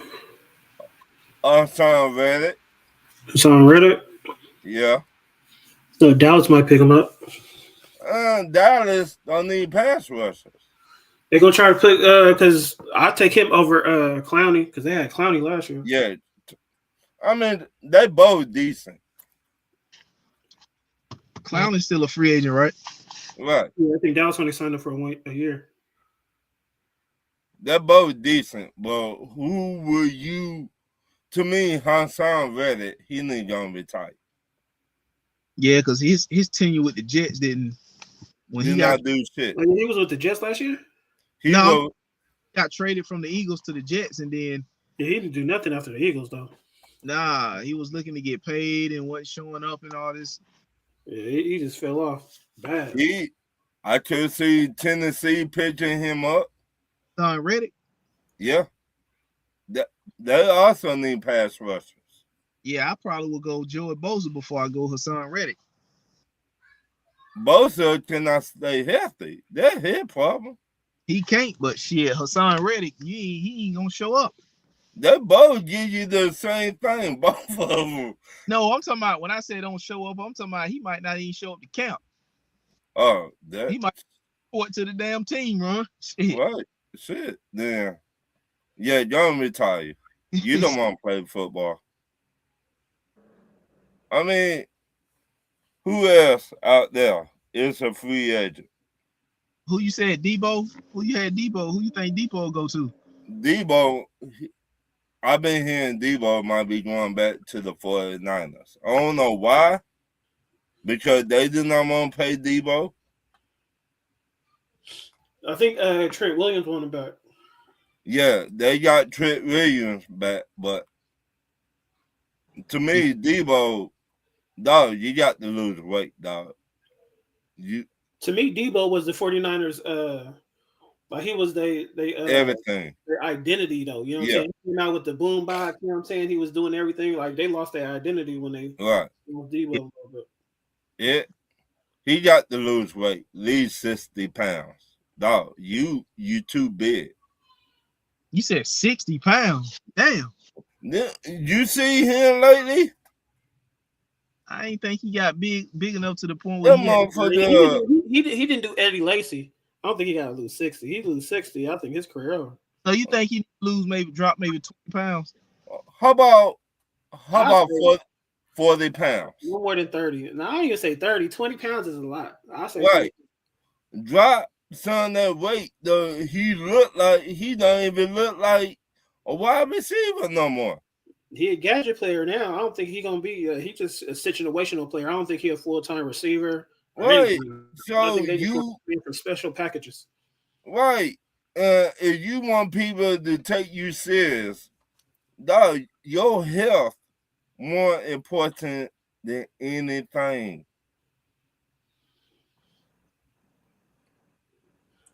I think he's still athletic though, Ron. You know what I'm saying? Like, yeah, but you see how big he got, Josh? Bobby Wagner still out there? Damn. Bobby, ooh. The only way to me, still productive though. That's the only thing about him. Right. I would make that man a defensive coordinator. Bobby needs to go in the Super Bowl contender though. He yes. Most definitely. So you saying he need to go back to Seattle?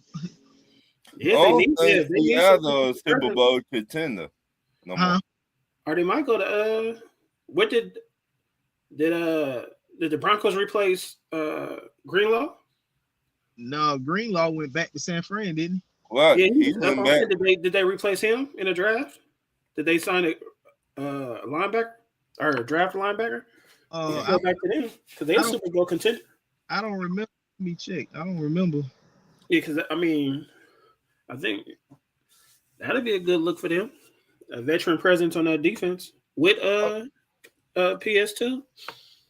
I mean, I could see that, but they're not going nowhere. Who, the Broncos? The Broncos not going nowhere this year. They got a chance to get to the playoffs. That's all he needs. I think they're gonna win that division. I don't think they will go there. I think KC not winning it. Raiders definitely not winning it. It's between Chargers and the Broncos. I just think they got hot at the right time. Like I be telling people, like, what's the difference between Caleb Williams and the Broncos quarterback? They do the same thing. Caleb Williams, he put everything on the line. He win the games at the end, just like Drake. Not Drake, man. What's Bo Nix.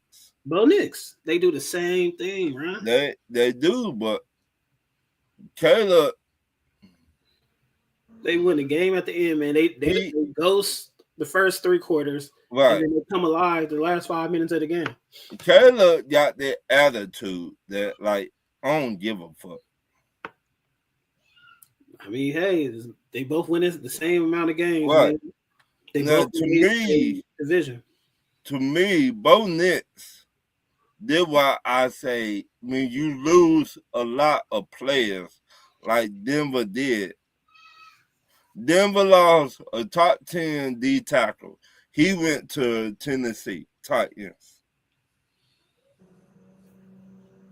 So that up the middle. Stopping the run was one of their best things last season. And getting to the quarterback. When you stop the run, when you got somebody in the middle, we take on 2 offensive linemen and your linebackers and your pass rusher to get to the quarterback, it help out a lot. But if you don't got that D tackle no more, well, that's probably why they got Waddle, because they know they're gonna take a hit on defense a little bit. They got Waddle to score some more points. J.K. Dobbins coming back, so you never know, man. Like I think they still got enough to win that division. Like I said, it's between them or the Chargers. I don't think Raiders doing nothing this year because I don't know about the quarterback situation and the receivers, and I think Patrick Mahomes gonna miss too many games. I think Patrick Mahomes. I think Kansas City got something to prove. Now, what if Debo go to the LA Chargers? That'd be a cool look. Because who they got? They got Johnston, Quentin Johnston, right? They got McConkey. Oh, McConkey, yeah. Who's they tight end? Oh, they ain't got to do it no more. Never mind. That'd be a good look. Like I said, he's just a utility player now, man, a gadget player. To me, Nelson, they top wide receiver, had not did enough. Who? The Chargers, big time wide receiver. Who's they receiver? Johnston. Who? Oh, Quentin Johnston? Yeah. Quentin. He had not done enough. That was his best season since he got drafted. Right. He had not done enough. He in the same boat like the dude in Arizona. Oh, Marvin Harrison Jr.? Yep, he in that boat. Both of them had not done shit. Yeah, I think Marvin Harrison Jr., hopefully he get a better quarterback. But Herbert is decent, though. I like Herbert. Herbert good. He got Herbert, he probably top 5 talent-wise. Herbert don't show up in the playoffs. That's what I'm saying. He just good. He's just a talented quarterback. Right. You talented, but you don't. He was throwing interception like it was going out of style. Yeah. Like they were having a clearance sale. I'm like, damn, dog, Everybody get one now. you this damn bad? Looking like Brett Favre out there, man. Them Got man, all the talent in the world be doing the interceptions. right, it's throwing to everybody. Ray Charles got one. Stevie Wonder got one. I'm like, damn, dog, you cannot be this damn bad. Yeah, that's the Chargers' problem is Herbert choking in the playoffs. Right. I mean, they own. I know that offensive line got injured. I know that, but it go back to you got to do your research on these players. You got to. If both teams stay healthy, I still give the edge to Denver over the Chargers. They got the experience. And to me, if Bo Nix didn't get hurt, they probably would have beat Patriots. Yeah. Because that's a big difference between your starting quarterback and your second string in the NFC Championship game. It is a bit different, but also if your head coach gonna be talking shit about the quarterback in the offseason, again, you messing up your relationship right there. You telling your quarterback business to the public. Me as a defensive player, he got a bad ankle, but I finna go at his ankle.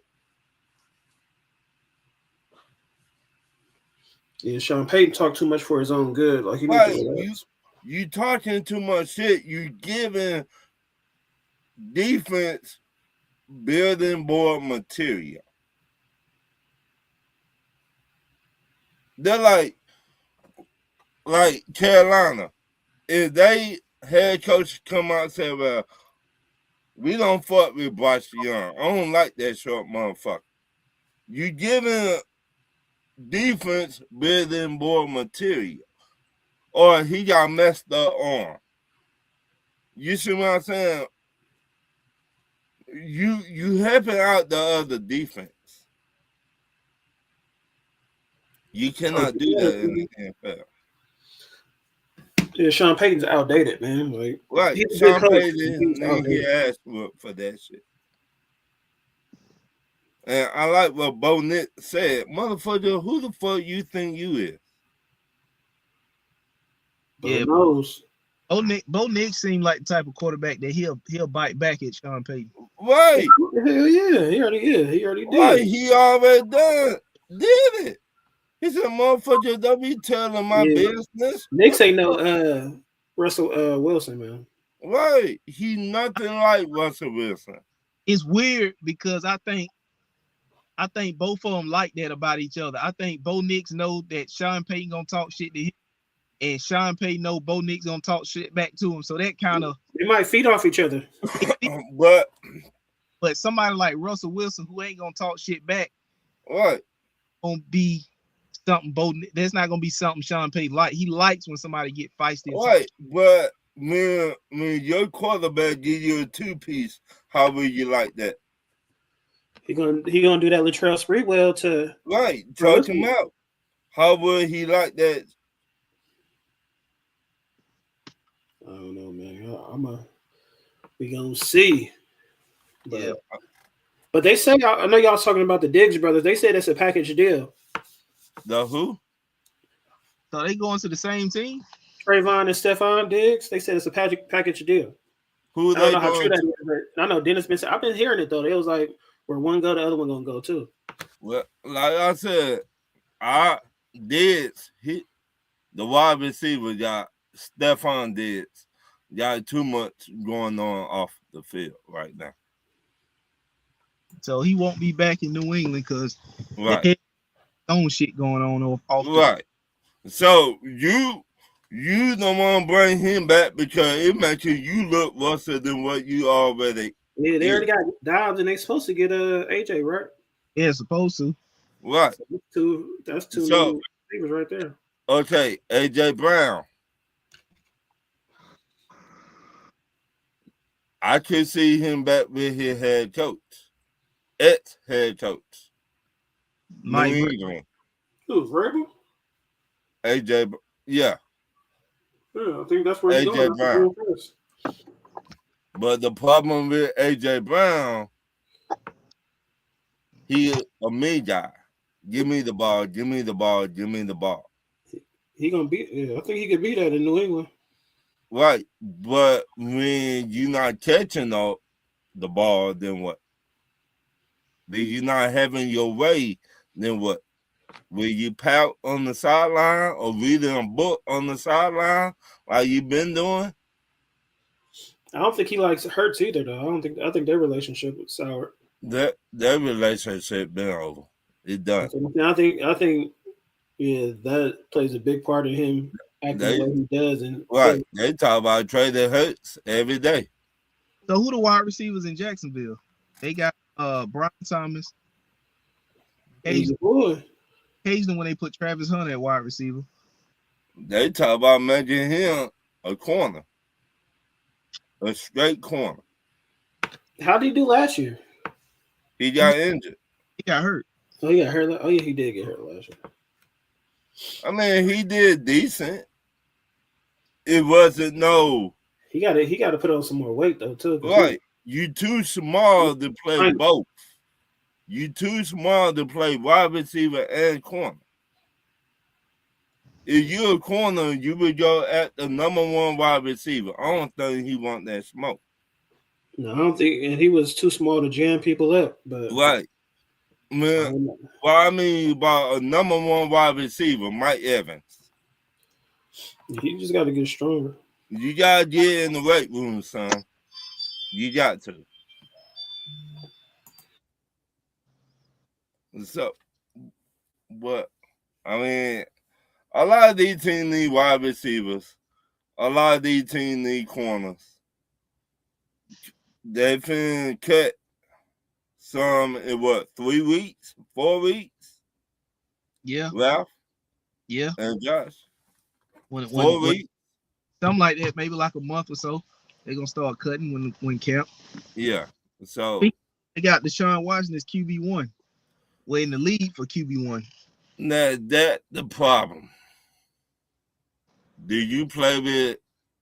Well, no, did it? Deshaun Watson? Do you make him the starter, or do you make Shador the starter? Honest with you, for $230 million guaranteed dollars that he getting paid. Yeah, I think he got to start Watson just to see what he got. It's his job to lose right now, which I think they won't make it because he probably get hurt or something like that. But you got to put him out there. You got to. Where y'all think Cam Jordan going or Von Miller? You think he's gonna get signed? Von Miller. I could see Von Miller going to a contender. Yeah, he got to at this point. I could see Von Miller go. I could see Von Miller staying out there until somebody get hurt. Yeah. Y'all think Cam Jordan going to a contender, or you think he's just looking for a payday? Both. Cause he up there though, huh? But how many? He up there in age, but he still to bring that presence. He did give you like maybe 6 sacks. Yeah. All right, say your team needed a cornerback. Who you signing? Lattimore or Diggs? Now, well, you need one though, man. Who you bringing in for Lattimore? He had not been healthy since New Orleans, and Diggs had not been the same since Dallas. If you ain't got no pass rush, Diggs is getting cooked. Right. Did I just say that? Both of them getting cooked. Yeah, both of them. Both of them get barbecue chicken all day long. You gotta have a good pass rush to have either one of them dudes, because if you got a good pass rush, they ball hawks. They'll take the ball away. Right. Lattimore got torched when he first went to Washington. Yeah, I don't know why they traded for that boy. they traded for him because of Dan Quinn. Dan Quinn just trying to get anything to survive over there in Washington. If they don't do good this year, Dan Quinn might get fired. Real talk. 40-year-old Calais Campbell went to the Ravens. Baltimore. Yeah. I want Hey. him in Green Bay.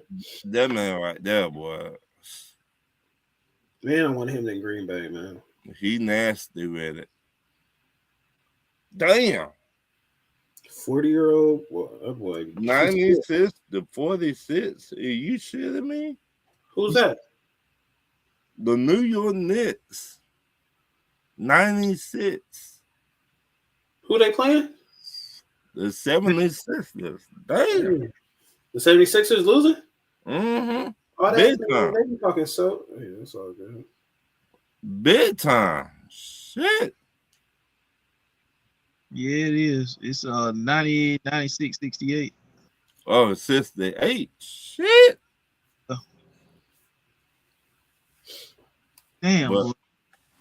But Calais Campbell, man, that man he been doing his thing for a long time. That boy 40, man, and he's still out there.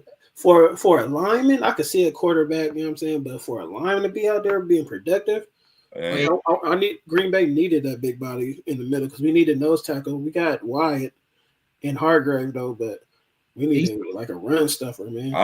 Josh, to be honest, I thought y'all was gonna get the dude from Ole Miss in the draft. We got that dude from Missouri. The dude from Ole Miss, Orange. yeah. That's what a lot of people thought we was gonna get, but they said that the dude we got is more of a nose tackle than Orange. Yeah. And he went to Arizona, undrafted free agent. Oh, yeah, okay. Yeah, we got Josh Jacobs' brother coming in as an unrestricted free agent too. So we didn't draft no running back, and this is Josh Jacobs last year, I think, of his contract. So But people thought we were going to get a running back, but yeah, we didn't get no running back, but we brought one in. And then we got Tyrod Taylor. Was it today? Yeah, I see that. So and y'all got the wide receiver trying out for y'all. Oh, Claiborne, no, he left without a contract though. We had Chase Claiborne the last couple of days, but he ain't there no more. Dang. So we might get Tyrod paid. If it's gonna be like Willis, man, we might get Tyrod paid.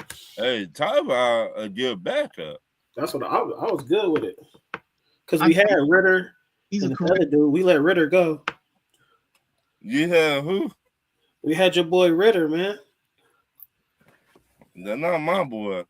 Man. That motherfucker said, "Yeah, I'm gonna take Atlanta to the Super Bowl and win one." And we said, Samaj? Huh? What they call him, Samaj? I call him a shit stain, but that beside the point. Yeah.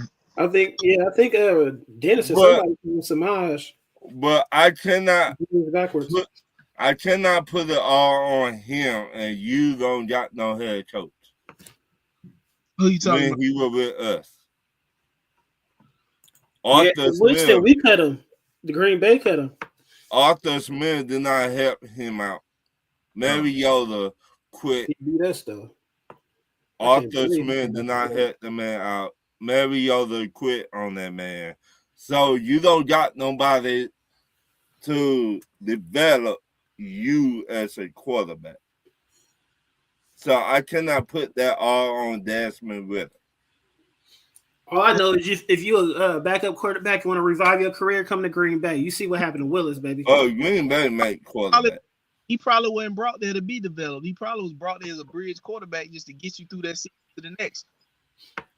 Yeah, Maybe. I wanted Anthony Richardson. I ain't gonna lie to you. I still want Anthony Richardson. I think we can mold that boy into a decent quarterback. And he not that bad. He just need more experience. Yeah, he need to sit. I think if him sit behind Love and because I don't like Matt LaFleur, but Matt LaFleur definitely can develop some quarterbacks. He said Knicks up 96 to 68, 3 minutes left in the third. Like where the coach fucked up, and he just had 1 year in Florida. They draft him 1 year. Who? Anthony Richardson. Oh yeah. He I don't know why they started him. They started him because they did not have no choice. They did not really have nobody else. Messed up that young man's career. He said Anthony Richardson will be a free agent next offseason. They declined his 5th-year option. So we might pick him up there.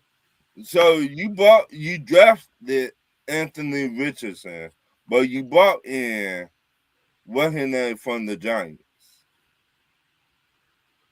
And you paid Daniel Jones. Daniel Jones. Yeah. You paid him. So Anthony Richardson, like, what do y'all want me to do? Should have worked harder, but like, to be honest, and I hate to say this, he deserved this. Because when you go to the sideline and you quit on your own team, saying you were tired, you deserve this. Oh yeah, for sure. He did it to himself. He can't blame nobody for himself. Right. So you got to go through this to get another opportunity.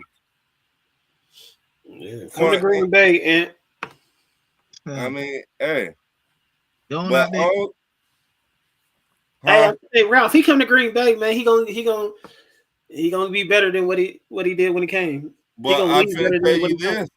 I'm finna tell you this, Josh. Hey, Ron, anytime a man get hurt, goddamn stretching with a resistance band, he gonna be better than that. Did he hurt his eye or something like that? Yeah. Resistance band he was stretching with hit him in the eye. Right. This man went out to the club the night before, Josh. You cannot make this shit up. That's why you need to come to Green Bay. Ain't no club. He went to the club the night before, and the next day he was in the middle of the game and did just like this. If you know what this means, that means I'm tired, boss. Yeah, tapped out. Put somebody else in there. I'm tired. Come to Green Bay, man. You ain't got to worry about the club life. Ain't no nightlife in Green Bay, man. Right, ain't nothing in Green Bay. But Green Bay. Right. Exactly. So you're gonna be out there in the cold. You got nothing to do but to work on your craft, man. So, hey, like I said, they might cut him during training camp. Oh, you think they cut him? Be for sure. Green Bay gonna be in the mix. If they cut, I got a feeling Daniel Jones, they got. The more you keep Anthony Richardson over there, the more he gonna bring in more problems to the point that they'll be like, damn, when Daniel Jones get injured, we to put in Anthony Richardson. Then you will have the fans divided. Who better, Anthony Richardson or Daniel Jones? They gonna ride with that. Well, I mean, Daniel did look good. Right, he looked good. As far as JT take him now. JT start breaking down, that team is over. It's over for that team. That team run through Taylor. Oh, of course. We run through Taylor, but Daniel Jones, what he did all season. Oh, yeah. I mean, didn't nobody think he was gonna do that. But Taylor was going off too. When Taylor started not doing so good, that's when did Daniel Jones get hurt? Or he just stopped playing that good? No, he got hurt. Yeah, okay. Man, he went to Indianapolis and was a baller. Right. He was like, I got something to prove. And they paid him. Yeah. I mean, he had Saquon in New York, but Saquon kept getting hurt. But the problem with that, it go back to what we were saying. How much power do your head coach have to say who he want to keep? Who's Indianapolis coach? They had what's his name from Philly.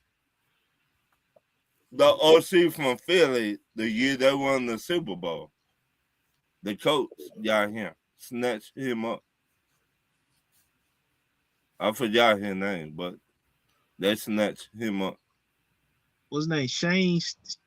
I can't pronounce. Steichen? I don't know.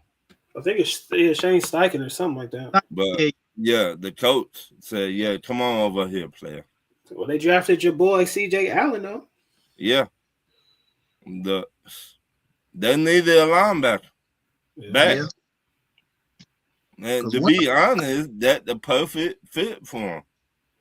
Yeah, because he's gonna take Zaire Franklin because we took Zaire Franklin from him. So yeah. I was gonna say they lost the linebacker. And I think one that linebacker went to the Raiders. Yeah, Steichen, yeah. So I'm not mad at the pick. I'm not mad at the Daniel Jones either. The Anthony Richardson done this shit to himself. Yeah. You showing your head coach and your OC you not serious by taking your own self out. And you gonna tell people after the game you were tired? Yeah, we not taking the man serious. Hey, Ron, speaking of quarterbacks, who your favorite quarterback go to? Beck. Who should he go to? No, I'm saying who your favorite quarterback Carson Beck go to? I can't stand Carson Beck. No, I thought that was your favorite. Who did he go to? Hell no. He went to He went to Arizona. They draft him and he another shit stain. You don't think he gonna be good with Marvin Harrison? He gonna throw Marvin Harrison under the bus like he did with the wide receiver at Florida. What? You finna see? I heard in Arizona they said the next big three is gonna be Beck, Love, and Harrison. They better keep the quarterback they got now. They better pay the quarterback they got now. I don't know. What you think about that, Ralph? You think that's gonna be the next big three? Who? Beck, Love, and Harrison? Beck, Love, and Harrison. In Arizona, yep. Carson. Next big three. Carson Beck, terrible. I don't know. Because I mean, offensively, they got the players with Jeremiah Love, Tyler Allen, Trey McBride, Marvin Harrison. I forgot about McBride, yeah. And other wide receiver, Wilson.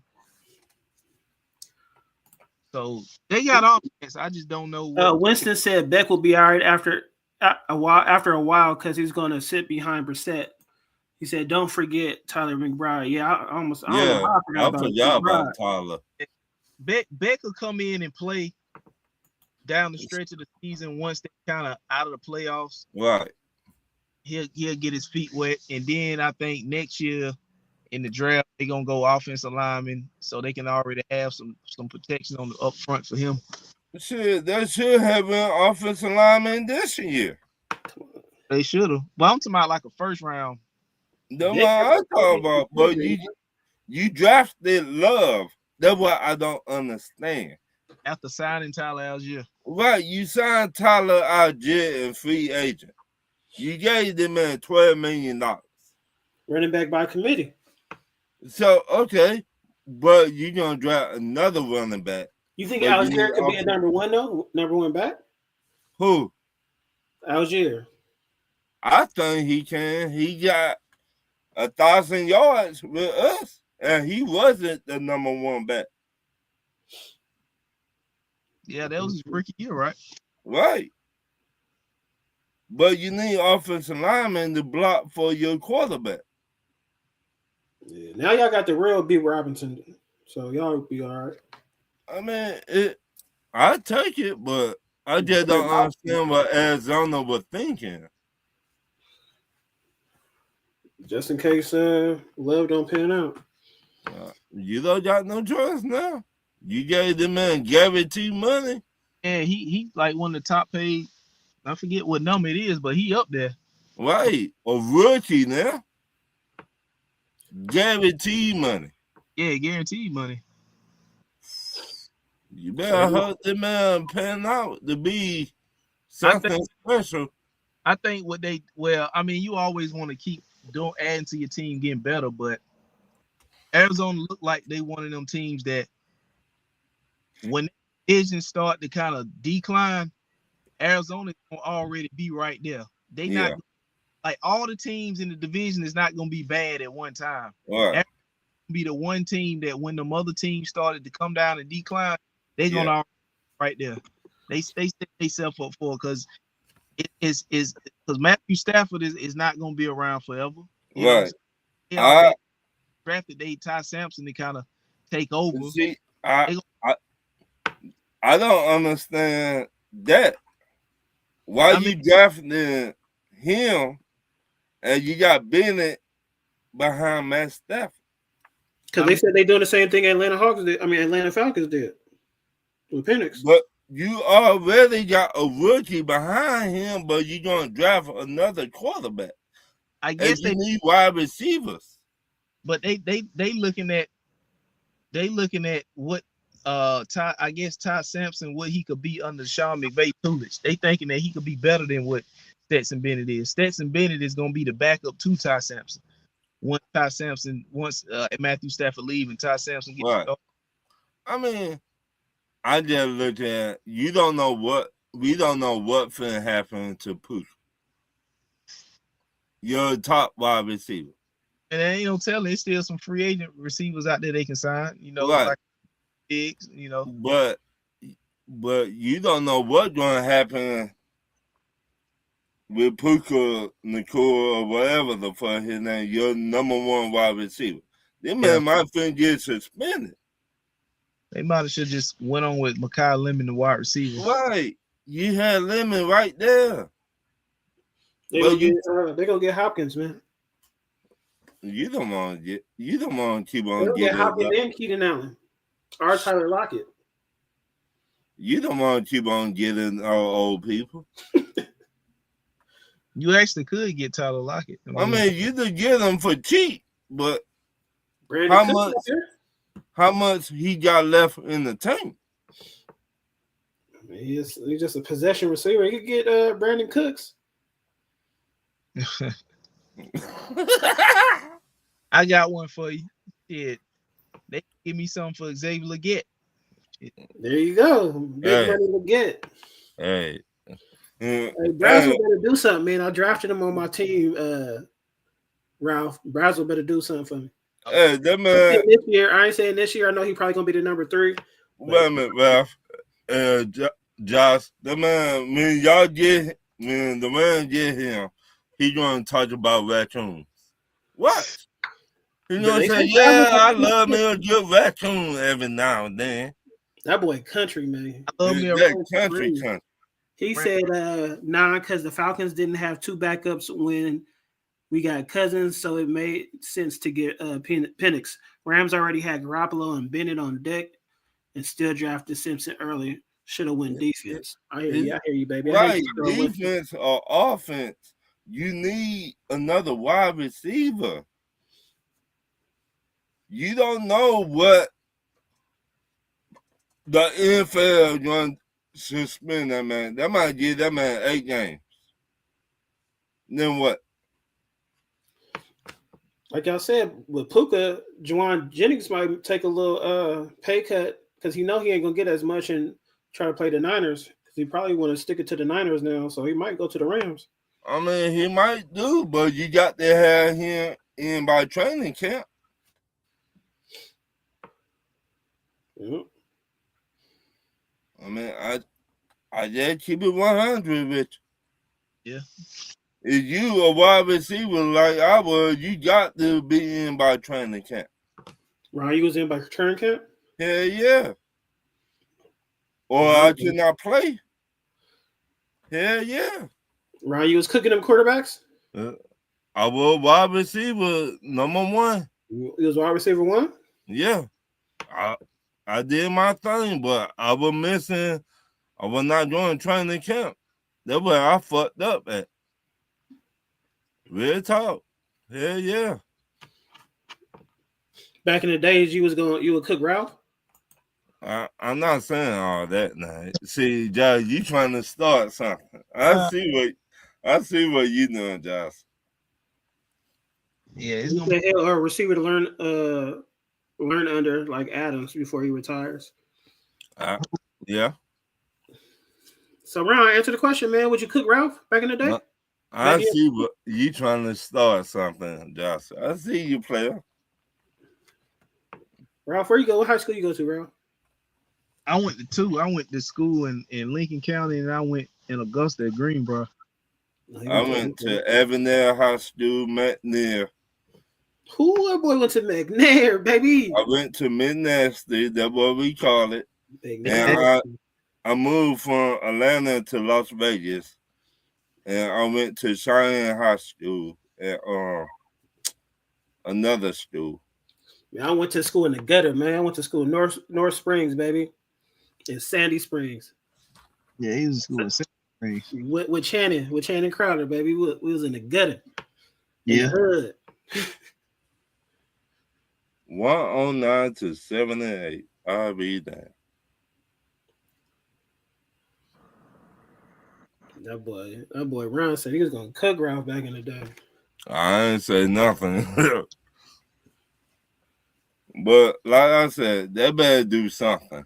Though you don't know how long he's gonna get suspended. Hey, what are he in, like rehab or something right now? He's supposed to be in rehab, but they just, I don't know if they went to court yet, but they just made himself look good. He said Ralph and Ron don't feel bad. Knicks up 31 on the Sixers. Oh, yeah. I don't feel bad at all. I don't feel bad at all either, man. You know what? And I'm glad we got to keep out this because Right. it's right here gonna tell me whether we serious about Winning. or we just trying to remain the same old Hawks. Right. Because Bears beat by 51 game, and then by damn near 30 the game before that. If we serious about winning, we gonna change that. We gonna change their off season. If we serious about winning. If not, and bring the same team back after getting the hell like that, then that tells me they ain't as serious about winning as I think they is. Right.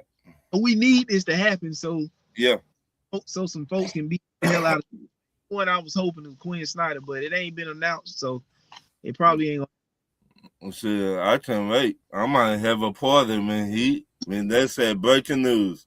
Quinn Snyder got fired. I was like, about that time, the 4-hour motherfucker. Yeah, it's about time. So, but then again, the Sixers just played Saturday? And you know, the Knicks had a couple of extra days, you know. Right. But hey, you gotta be prepared. Yeah, regardless. I don't care what team you face, you gotta be prepared. This or Ashworth. Hey, we'll trade y'all Jimmy Butler for Double O. Trade me Jimmy Butler for Double O. Jimmy Butler, man, for Double O. Easy money right there, man. Taking y'all to. He took the Hawks. He could take y'all too. You don't know how Jimmy Butler is going to bounce back off of the ACL. He got something to prove, man. Let him prove it in the ATL. No. Well, we do thank y'all for Kaminga. We appreciate y'all for presenting God. Yeah.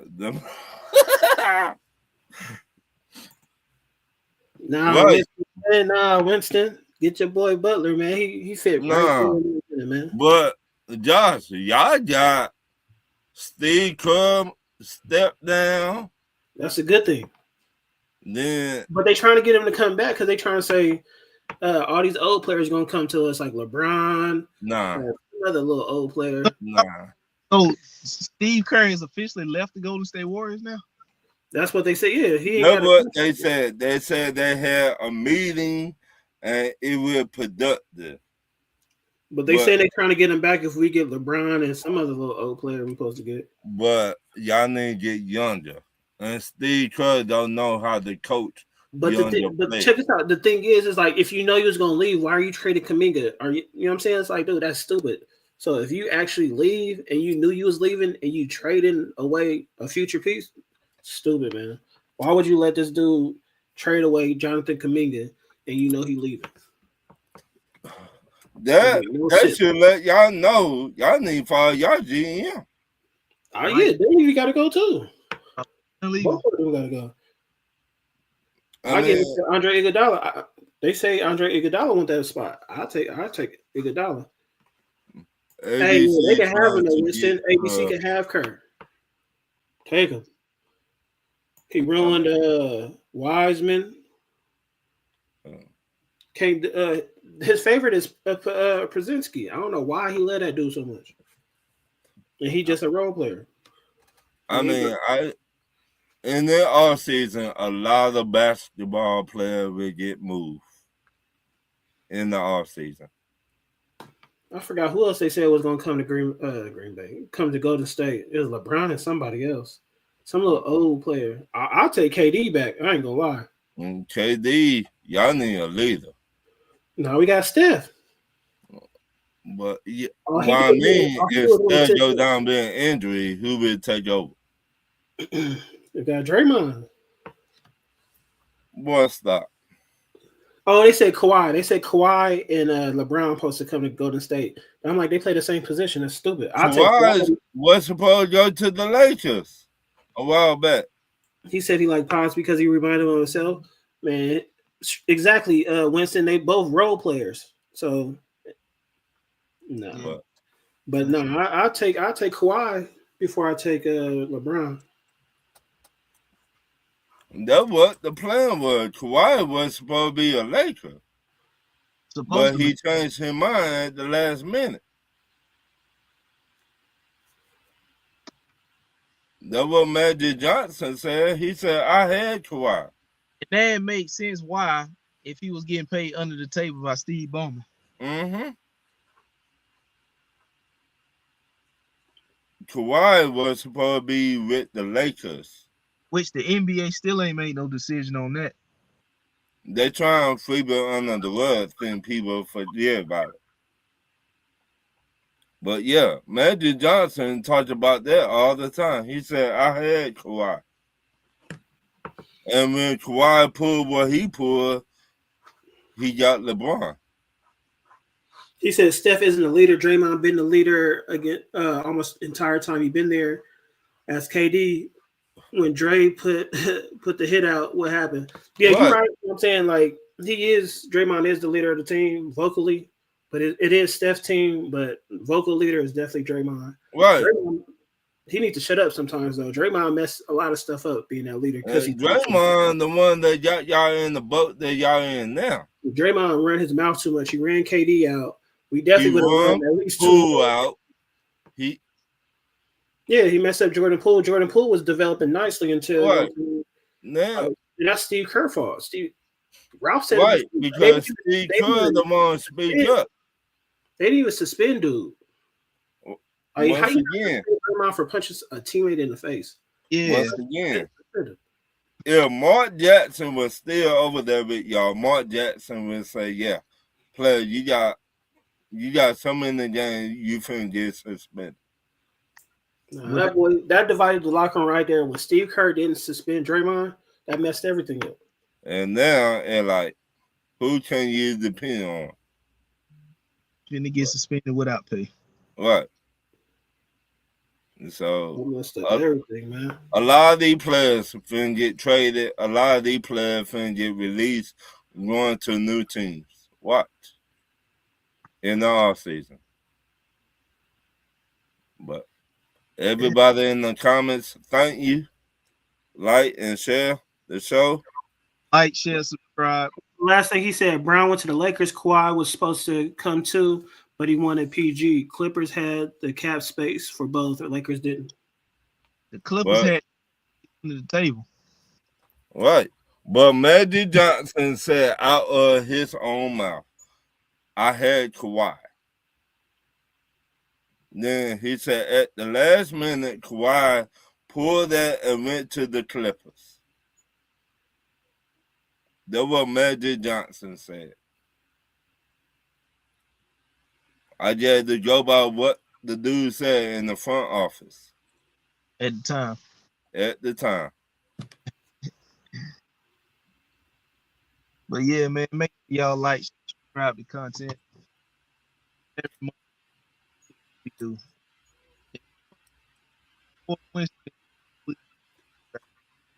You breaking up. Did you say, Ralph? We done? Yeah, we gotta get your boy Winston back on here. Oh, most definitely. Winston, man. Come through, baby. Hit me up, Winston. But y'all be easy. Deuces. All right, fellas.